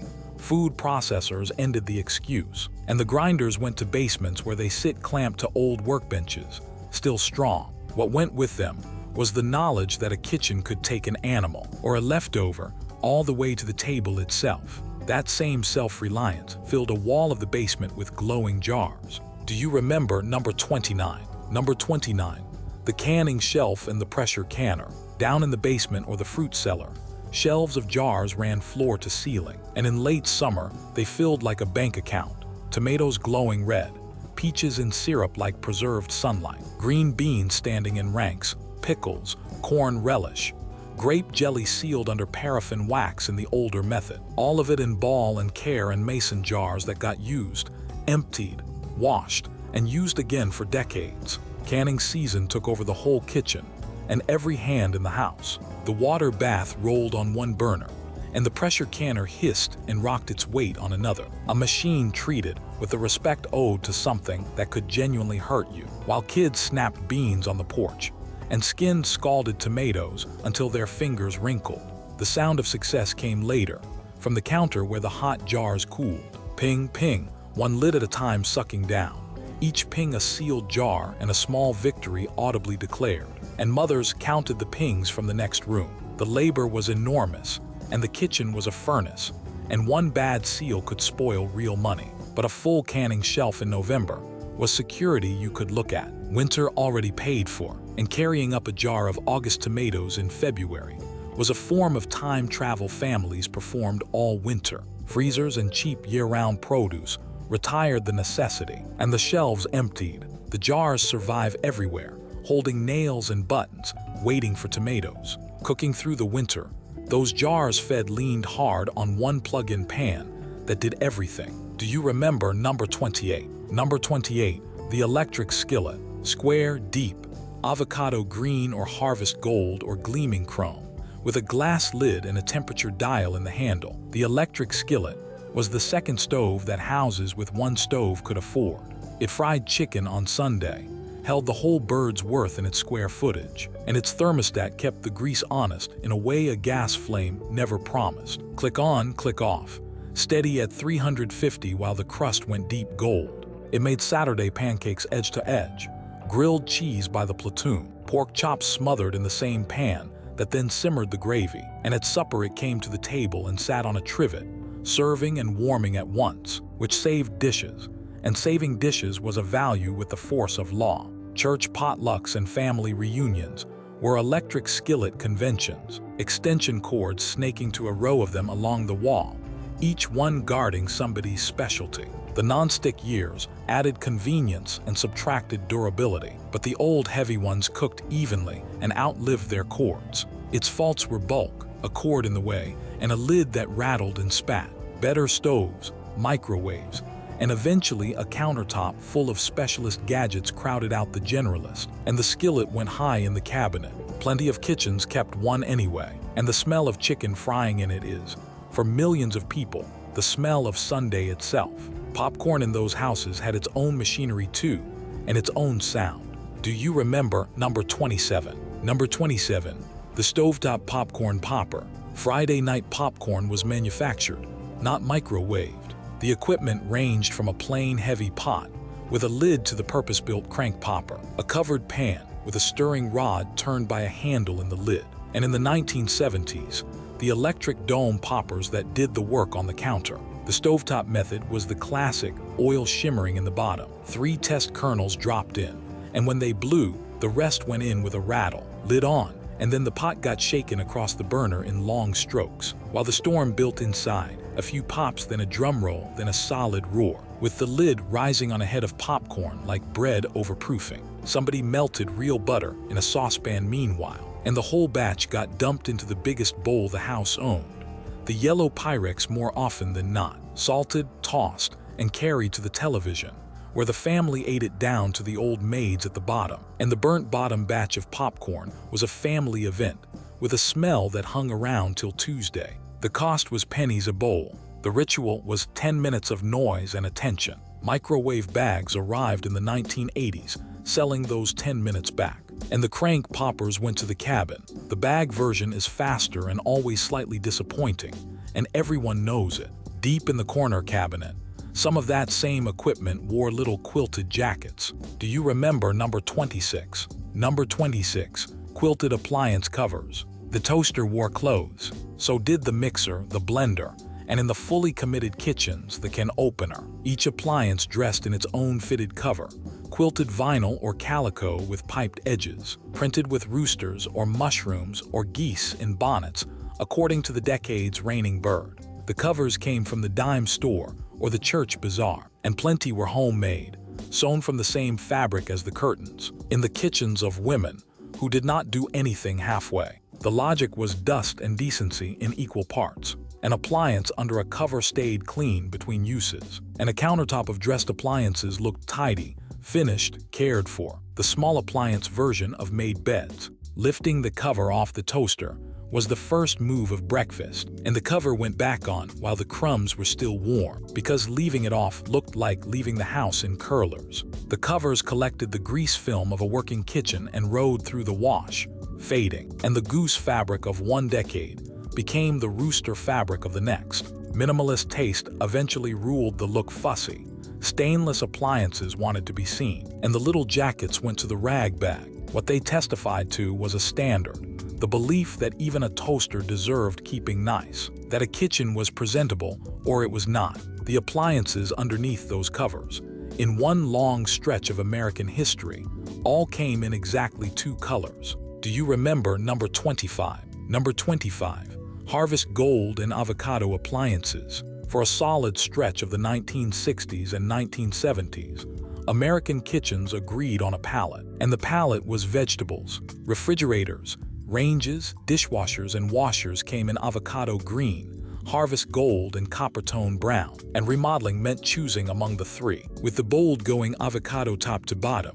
Appliances, countertops, the wall phone, the fondue pot, the shag carpet, and the den, all singing the same green note. The colors were warm and earthy on purpose, a rebellion against the white and pastel kitchens of the 1950s, and for a while they felt rich, autumnal, modern. Families were proud of them. A new Harvest Gold range was photographed with the family standing next to it, and the matching set was a real achievement, assembled appliance by appliance over years as budgets allowed, which meant plenty of kitchens ran gold beside green beside white, in an honest record of when each purchase had been possible. The appliances themselves were tanks, enameled steel compressors that ran 30 years, and a great many avocado refrigerators retired to garages where they kept soda cold for another few decades. Then taste turned hard. Almond arrived, then white, then stainless, and the vegetable kitchens became the punchline of remodeling shows, torn out with glee on camera. The joke misses something. Those colors meant optimism and a paid-off range, and the Harvest Gold kitchens fed more scratch suppers than most granite ever will. Out the back door of those kitchens, empty bottles waited in wooden crates to be turned back into money. Do you remember number 24? Number 24, pop bottle deposit crates. Soda came in heavy returnable glass, and the empties were currency. By the back door or in the garage stood the wooden crate, Coca-Cola or Pepsi, or the local bottler's name stenciled on the side, filling up with empty bottles that were worth 2 cents each, later a nickel, and every kid in America could do that math faster than any problem school ever assigned. Bottle hunting was the first economy most children ever entered. You patrolled ditches and ball-field bleachers and vacant lots with a sack, clinking home with your haul, washed the mud out at the spigot, and hauled the crate to the corner store in a wagon, where the man counted them and paid out real coins. That converted immediately into candy, comics, or a cold bottle from the very cooler the empties would return to. The system worked because the bottles genuinely went back, washed and refilled at the local bottling plant dozens of times, thick glass worn white at the shoulders from rattling through the works, and a bottle might serve a town for years. Throwaway cans and plastic broke the loop in the name of convenience. Deposits disappeared in most states, and the roadside filled with exactly what the 2 cents had been preventing. The crates became wall decor, sold in antique malls for more than the bottles ever earned. What ended was a small perfect circle, Thirst, glass, labor, candy, thirst again. Opening those bottles required hardware, and the best houses had it mounted right on the wall. Do you remember number 23? Number 23, the wall-mounted bottle opener, screwed to the doorframe of the back porch, the basement stairwell, or the kitchen wall by the icebox. The little cast opener waited, stamped star X more often than not. Drink Coca-Cola in raised letters on the good ones, and it outlasted every can opener, church key, and gadget the house ever owned because it had one job and no moving parts. You hooked the cap under its lip, levered down, and the cap popped off with a gasp of carbonation and dropped, which is why the serious installations included a cap catcher box mounted underneath, and why the casual ones grew a drift of caps on the floor below that archaeologists could have read like tree rings. Root Beer Summers, Nahi Orange, the beer brands of visiting uncles, gas stations and general stores mounted the same opener on their coolers, so the gesture was universal, and a kid tall enough to work the wall opener unassisted had crossed a small threshold of American competence. The opener asked nothing, rusted slower than seemed possible, and never went missing in a drawer, which was its entire argument against the handheld kind. Twist-off caps arrived in the 1960s, and cans conquered after that, and the little fixture stayed on its doorframe with less and less to do. Painted around, then painted over. Unscrew one from a demolished porch today, and it will still open a bottle on the first try. Some caps, though, never pried at all, and a different tool with a sharp point ruled those. Do you remember number 22? Number 22, the church key. Flat steel pointed at one end, rounded at the other. The church key lived in the kitchen drawer, the glove box, the tackle box, and the picnic basket, often all four, because they came free with a case of beer or cost a dime, and no household ever had fewer than 5. The pointed end was the working end. Cans of that era had no tabs, so you braced the can, hooked the key's lip under the rim and punched down, folding a neat triangle into the top, then turned the can and punched a second, smaller triangle opposite, the vent, the mark of someone who understood fluid dynamics by experience, because a one-hole can glugged and a two-hole can poured. Beer motor oil, evaporated milk, pineapple juice, tomato juice at grandma's, all of it open to that same punch and hiss, and the smell of a fresh punched can of Hi-C is filed deep in a generation's memory. The rounded end pried bottle caps, making the tool a complete beverage solution in 4 inches of stamped steel, where the name came from stays cheerfully disputed, and the arguments about it were half the fun of owning one. The pull tab arrived in the early 1960s, and the stay tab after it, and cans learned to open themselves. The church keys never left the drawers, though. Look in your oldest kitchen drawer right now. There is probably one in there, patient as ever. Doors in those days answered to older hardware too. Long iron keys that looked like they belonged to castles. Do you remember number 21? Number 21, skeleton keys. The doors of older American houses locked with mortise locks, and mortise locks answered to skeleton keys. Long-shanked iron or brass keys with simple flag-shaped bits. And the marvelous open secret was that one key often worked every interior door in the house, and a good many doors in the neighbors' houses too. Families kept them on nails by the door frames or in the sideboard drawer, and losing one hardly mattered, since the hardware store sold replacements off a card, and any key of roughly the right pattern would throw the bolt. Security was not really the point. The point was the satisfying mechanics, the key sliding into that generous keyhole, the heavy clunk of the bolt, the privacy of a bathroom or bedroom declared with a turn, and the keyhole itself was a feature, a genuine peephole at kid height that made every locked parlor at Christmas a torment, and every game of spies more authentic, and winter drafts whistled through them until somebody hung a little cover or stuffed the hole with paper. The keys outlived their locks. As houses modernized to pin tumbler knobs, the old keys collected in jars and drawers, beautiful, useless, and impossible to throw away, and they became the universal symbol of key itself, stamped on charms and logos long after the last door they fit was rehung. Antique stores sell them by the bowl now, history's unknown. The back doors those keys once served usually held a lighter guardian, one that announced every coming and going to the whole house. Do you remember number 20? Number 20, The wooden screen door. Every summer house had two sounds of arrival and departure.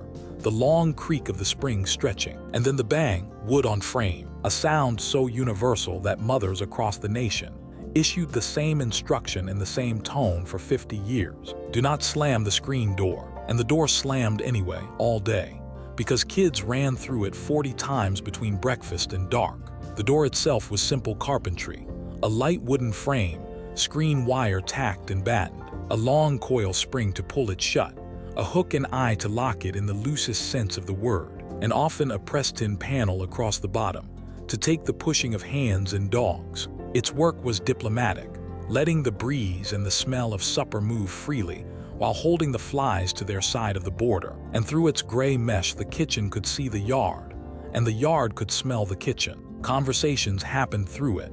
Neighbors on the steps talking to a cook at the stove. The door never quite opened. Hospitality and screen at once. Sagging was its nature. Corners loosened. Screen bellied where the dog leaned. And a spring replaced was a small spring right. Aluminum storm doors closed tighter.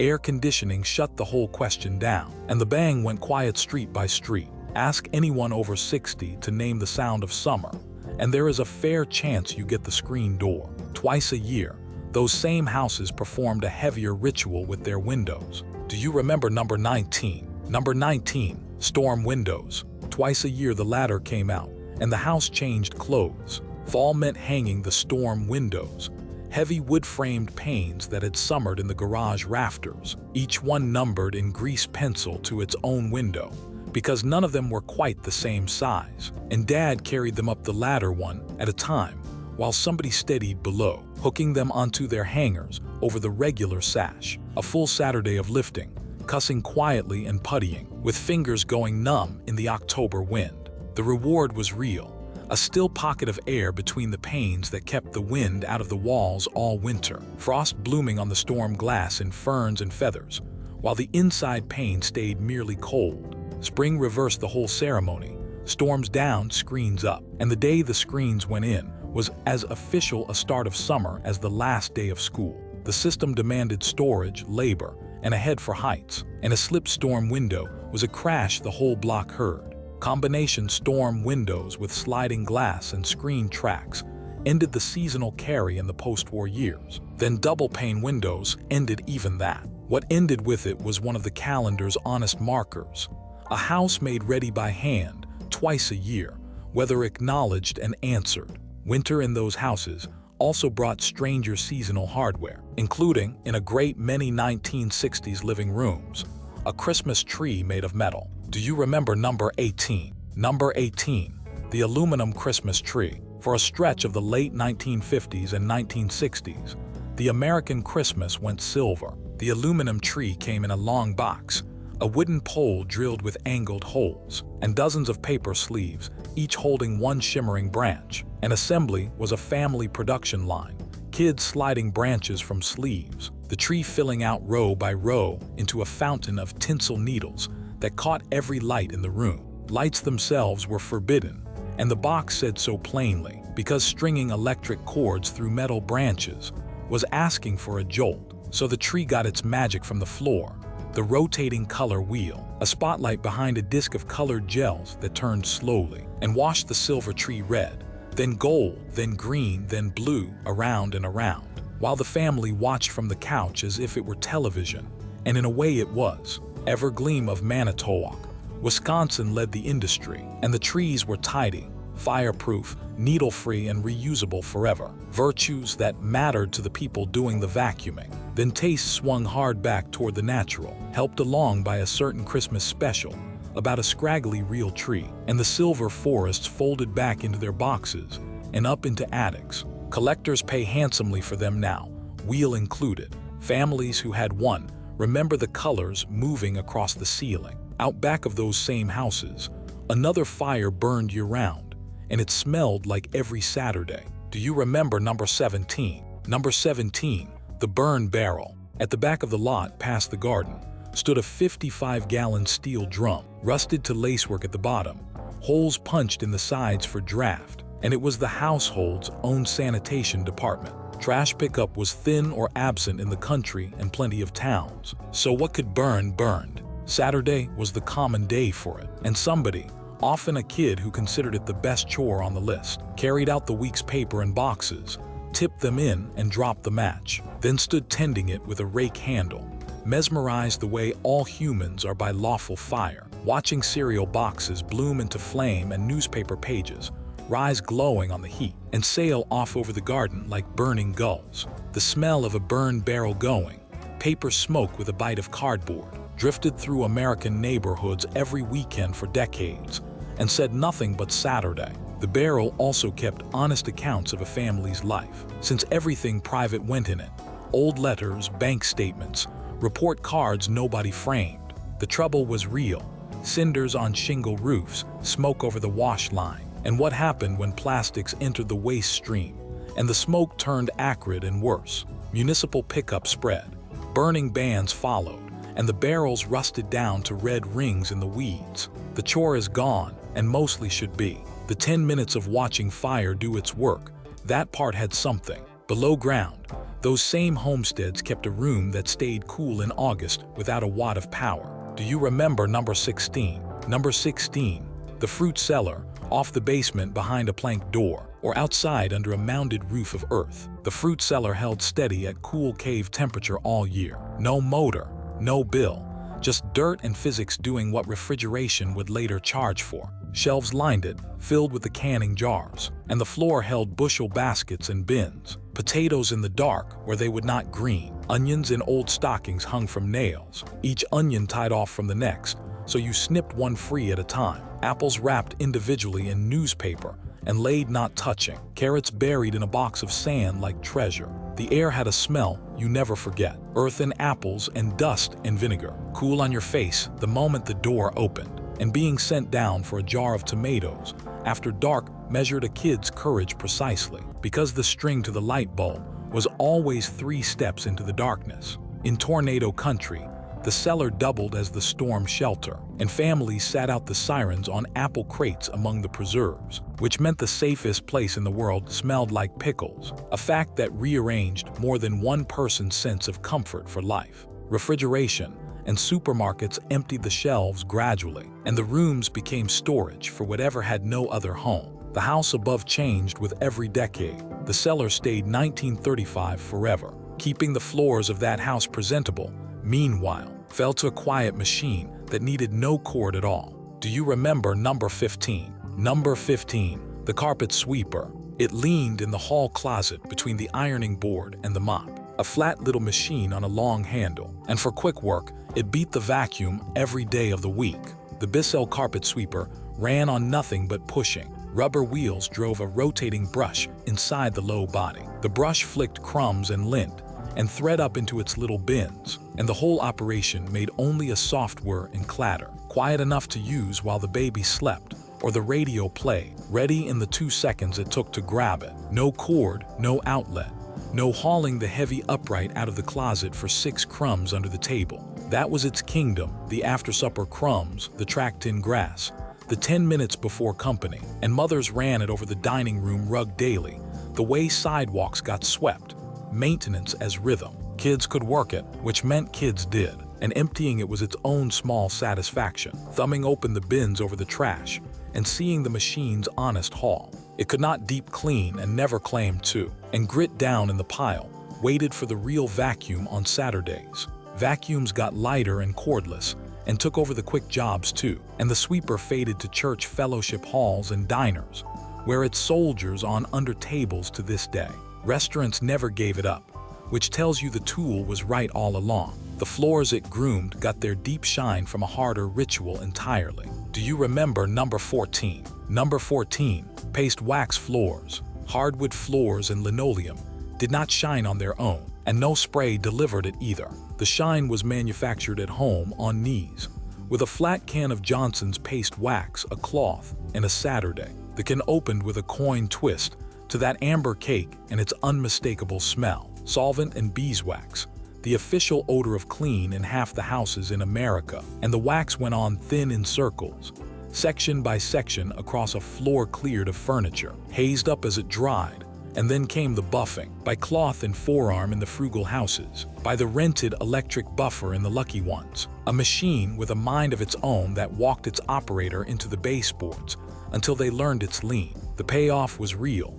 A deep soft gloss no modern finish quite matches, floors that glowed in lamplight and squeaked politely underfoot. The payoff for children was better. A freshly waxed hallway plus socks equaled the family luge run. And every kid who grew up on waxed floors carries the body memory of that first running slide.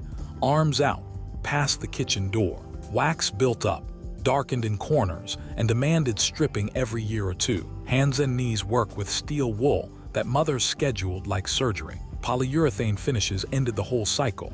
Shine without labor, and the flat cans left the closet shelf. The smell survives in memory, and one whiff of it anywhere puts a certain generation instantly back on their knees in 1959, next to their mother, doing the floors, protecting all that shine called for a solution you could feel through your socks. Do you remember number 13? Number 13, plastic carpet runners. The new wall-to-wall carpet arrived, and with it came the defense system. Clear vinyl runners unrolled down the hallway, up the stairs, and across the living room, in the exact paths feet actually traveled, gripping the pile from below with a bed of little plastic teeth, and presenting to the world above a pebbled surface that no dirt could harm. In the strictest houses, the runners mapped the family's permitted routes like trails through a wilderness. Front door to kitchen, kitchen to hall, and stepping off the plastic onto virgin carpet felt vaguely illegal, because in some houses it was. The logic was the same as the plastic on the sofa.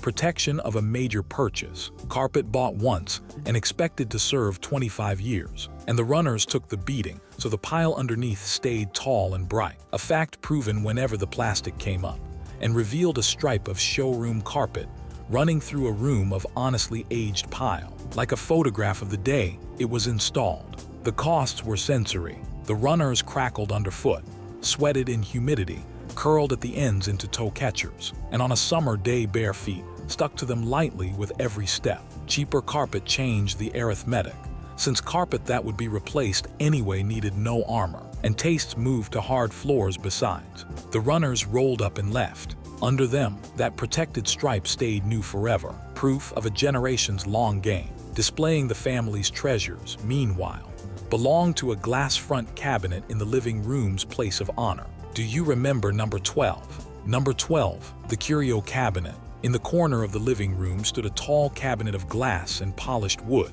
sometimes lit inside, shelves of glass, and behind its locked door lived the household's museum. The collection followed the woman of the house, Hummel figurines from Germany, rosy porcelain children with geese and umbrellas, each one an occasion gift, accumulated over decades of birthdays and anniversaries. Precious moments in the later cabinets, teardrop-eyed and pastel. Souvenir spoons in a rack, one for every state the family had touched. The bone china teacups, never used, the blown glass swan, the anniversary clock spinning under its dome, the porcelain bell from the wedding. Dusting the curio was a ceremony performed by one authorized person. Each piece lifted, wiped, and returned to its exact position, and children understood the cabinet the way they understood the altar at church. Look, admire, do not touch. And being handed one figurine to hold for a moment, under full supervision, was a privilege that made your hands sweat.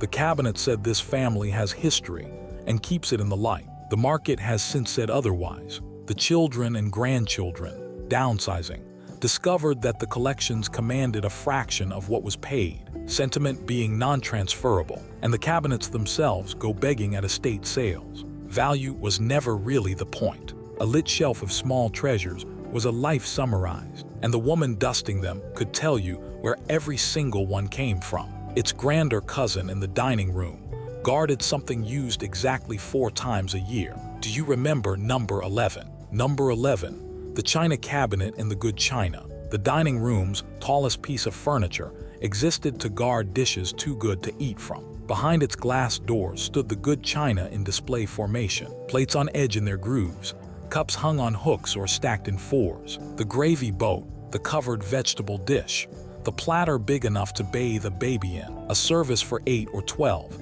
in a pattern chosen at marriage and never wavered from, gold-rimmed, rose-strewn, or severely elegant according to the bride. Registry made the set a community project, each place setting a wedding gift from someone remembered forever after through their plate. The china came out for Thanksgiving, Christmas, Easter, and the preacher, washed by hand before and after in towel-lined sinks.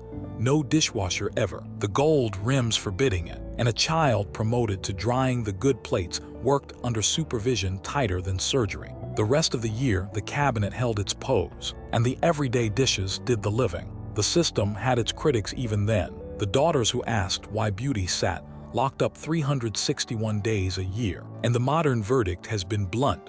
Formal china sells for almost nothing now, and the grandchildren decline it apologetically by the crate. But hold one of those plates, and you hold every holiday it ever served, and the woman who washed it by hand while the house slept. The drawer beneath that cabinet held the other treasure, wrapped in special cloth against the darkening air. Do you remember number 10? Number 10, the silver chest and silver polishing day. In the buffet drawer, or in its own velvet-lined wooden chest, lay the silver, and it was always called that, the silver, service for 8 or 12, in a pattern with a name, each fork and spoon nested in tarnish-resistant cloth-like instruments in a case. Some of it was sterling, inherited piece by piece, or bought a place setting at a time. More of it was good silver plate, which gleamed just the same and tarnished just the same. And tarnish was the tax the silver charged. So a few times a year, always before Thanksgiving, came polishing day. Newspapers spread on the kitchen table. The jar of Wright's or Gorham polish opened to its sulfur and soap smell, and the family sat and rubbed, gray cloths turning black, crevices of the pattern worked with a soft brush, each piece rinsed, dried, and laid back in its nest bright as water. Kids got the spoons, the easy ones, and worked alongside mothers and grandmothers, and the talk that happened over polishing was the real product, an hour of hands busy and tongues loose, stories coming out with the shine. The silver said continuity. A fork with your great-grandmother's monogram put her at every holiday table. Stainless steel ended the labor for daily life, and the formal meals that summoned the silver thinned out, and the chests now passed to heirs who admire them and leave them closed. Unpolished silver darkened slowly in the dark, patient, waiting for a table worth dressing. Music for those gatherings once came from the largest instrument a family ever owned. Do you remember number 9? Number 9,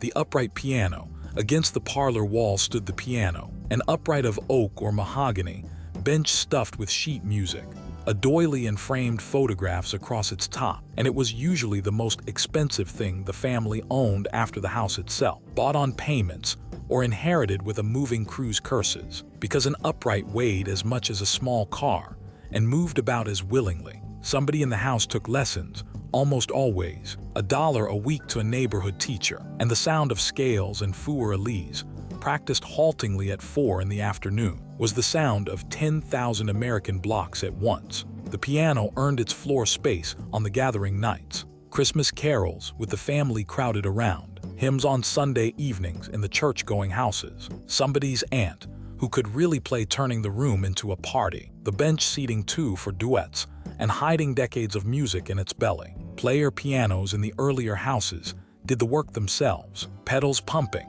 the roll unscrolling, keys moving under ghost fingers while kids watched hypnotized. The instrument asked for tuning it rarely got, and practice it got less so, and it went out of tune in a way everyone stopped hearing. Television took the evenings, records took the music, and the pianos became the hardest furniture in America to give away. Free on every listing service, moving costs on you. Every one of them once held a family singing. The record of those families, births and deaths in one book, sat somewhere even more honored. Do you remember number 8?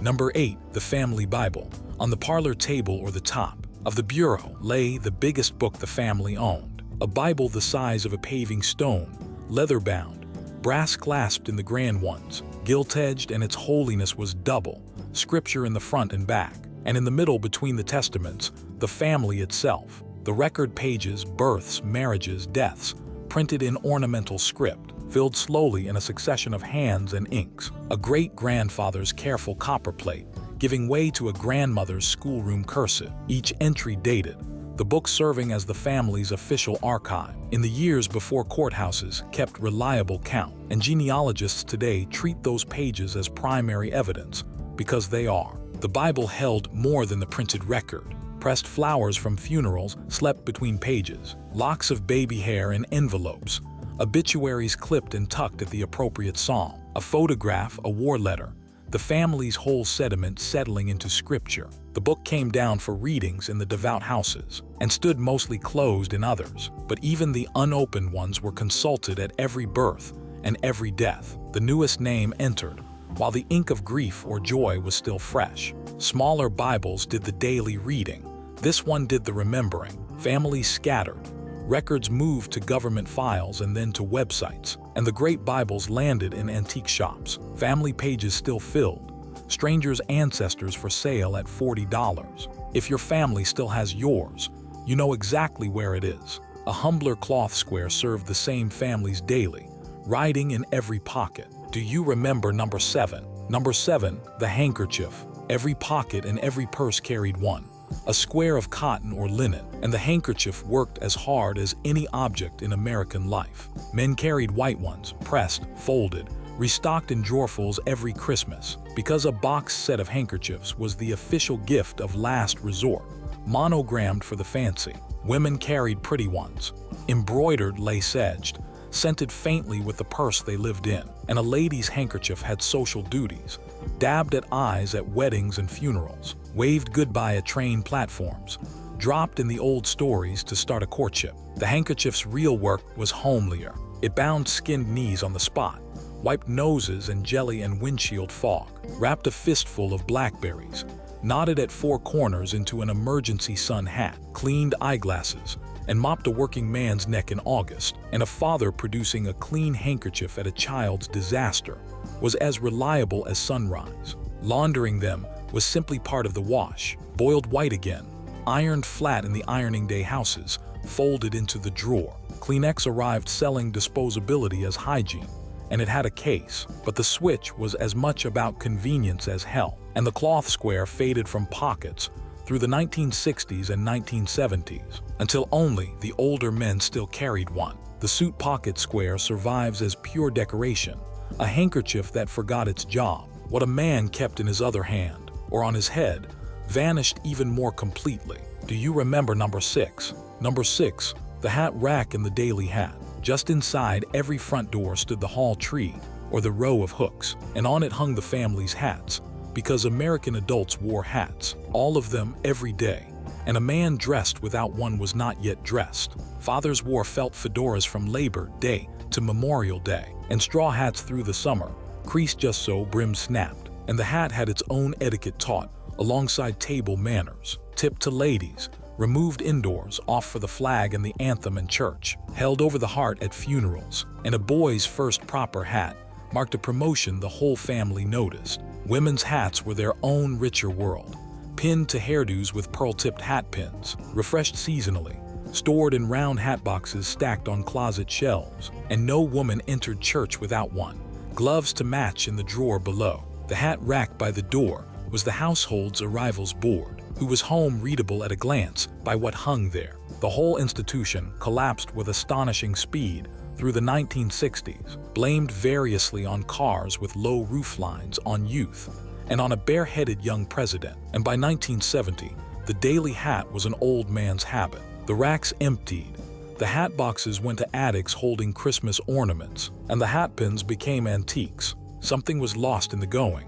A small daily formality, a gesture language, the tip of a brim that said good morning without a word. Below those hats, shoes got their own weekly devotion from a wooden box. Do you remember number 5? Number 5, the shoe shine kit. In the hall closet or under Dad's side of the bed sat a wooden box with a footrest shaped like a shoe sole on its lid, and inside it, the tools of a weekly ritual. Flat tins of kiwi polish in black and brown, their lids opened with a coin twist, horsehair daubers, big soft buffing brushes, a shine cloth gone stiff and glossy with years of wax. Saturday night or Sunday morning, the kit came out, and the week's shoes lined up for service. Dad's work shoes, the church shoes, the school shoes, newspaper spread underneath, and the process ran like liturgy. Polish worked in with the dauber in small circles, left to haze, then brushed to a shine, then buffed with the cloth in that fast shoeshine rhythm. Snap and pull that fathers performed and sons practiced. The smell of the open polished tin, waxy and solvent sharp, was the smell of Sunday being prepared for. Boys learned it as a rite, shining their own shoes before they were trusted with much else. And a good shine inspection before church was as fixed as the sermon. Shine shoes carried a meaning bigger than leather, that this family may not be rich, but it is squared away. That respect for the occasion started at the ground. Sneakers and casual everything dissolved the need. Shoes became disposable, and the kits went to closet shelves, where most of them still sit, polished tins half full, cloth still holding its shine. The morning that followed those Sunday preparations was announced by a small machine with 2 bells on its head. Do you remember number 4? Number 4, the wind-up alarm clock. On the nightstand stood the sentry, a round-faced clock on little legs, 2 brass bells on top with a hammer between them, glow-painted hands floating green in the dark, and it ran on no electricity at all, only on the winding it received each night. A ritual as fixed as prayers.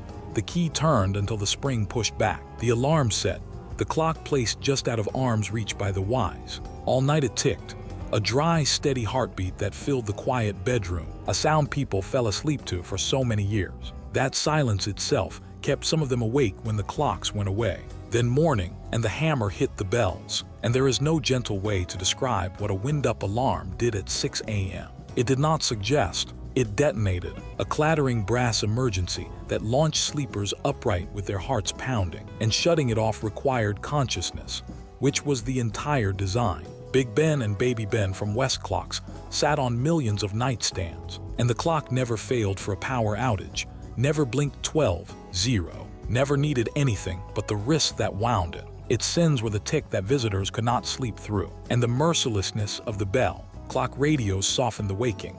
Phones absorbed the job entirely, and the tick left the bedroom. Wind 1 today, and the sound comes back like a name you had forgotten you knew. Outside the bedroom door of that same trusting house, the key waited where everyone knew to look. Do you remember number 3? Number 3, the key under the doormat. It was the worst kept secret in America, and it was kept anyway on faith. The spare key lived under the doormat, or under the flower pot on the porch rail, or on the ledge above the door frame, where a reaching hand found it by memory. And every member of the family knew the spot, and so did the neighbors, and so, everyone cheerfully admitted, did any burglar with the wit to lift a mat. It did not matter, because the key under the mat was less a security arrangement than a statement of worldview.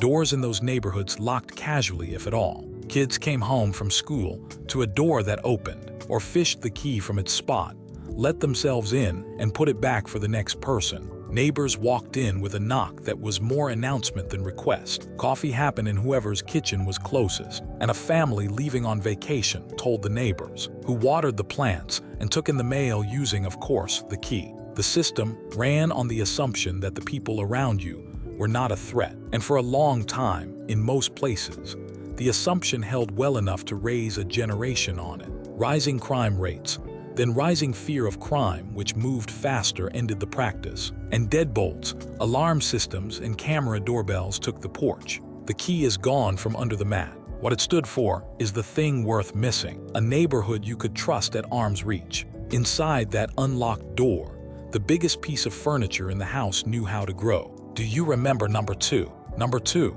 the dining table with the extra leaves. In the closet or behind the bedroom door, wrapped in an old blanket, waited the leaves, long planks of matching wood, and they were the household's secret abundance. The dining table lived all year at family size, and then the holidays came, and the table performed its magic. 2 people gripped the ends and pulled.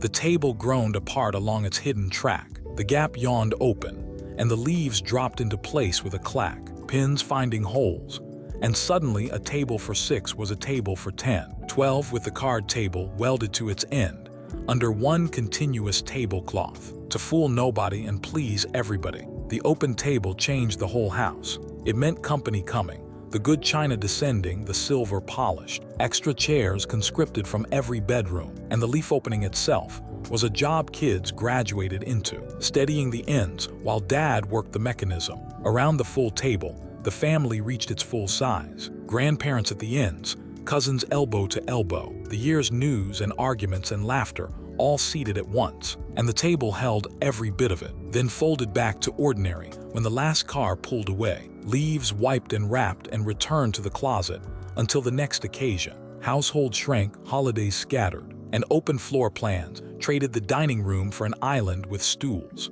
The big tables sell cheap now, leaves included. But every family that ever owned one measures certain memories in leaves. How many the table needed the year everyone was still here. And where did everyone drift after a supper like that, in the hour before dark, to the one piece of furniture that faced the whole neighborhood? That brings us to number one. Number one, the front porch glider. It sat facing the street, a steel glider with tube arms and a shell-stamped back, or a porch swing on chains. Cushions faded to no particular color, and it was the best seat in America. Evenings after supper, the family drifted out to it. The glider took the grandparents and the cat. The steps took the kids. The rail took a leaning uncle. And the porch went to work at its real job, which was watching the world and being watched back. The glider squeaked in rhythm, back and forth, a sound as calming as water, while lightning bugs came up out of the grass, and kids ran the yards with jars, and the radio murmured a ballgame through the screen door, and sweating glasses of tea and lemonade made rings on the porch rail. Neighbors strolled by and stopped at the steps, and the visiting happened right there. Half an hour of talk, with nobody ever quite coming inside. News traveling porch to porch down the street faster than the paper could print it. Everyone belonged to those evenings. The old folks rocked. The babies fell asleep in laps mid-glide. The teenagers sat on the steps pretending not to listen and hearing everything. And the day cooled down around all of them together. Air conditioning called the family inside. Television sat them down facing the other way. And the new houses traded the front porch for a back deck. Private, fenced, facing away. The glider stayed out front as long as it could, squeaking for smaller and smaller audiences. But here is the good news, and it is genuinely good. The glider is one thing on this list you can bring back with nothing but a chair and an evening. The street is still out there. The lightning bugs still come up at dusk. So now it is your turn. Which one of these did your family hold onto the longest? What sat on your grandmother's counter or hung on her wall that you would give anything to see one more time? Go down to the comments and tell us. Your memory might be the exact one somebody else has been trying to find words for. And if this walk through the old house brought a few rooms back to life for you, give it a like, share it with somebody who grew up the same way, and subscribe so you never miss the next journey back. Thank you for sitting on the porch with us a while. We will leave the light on for you.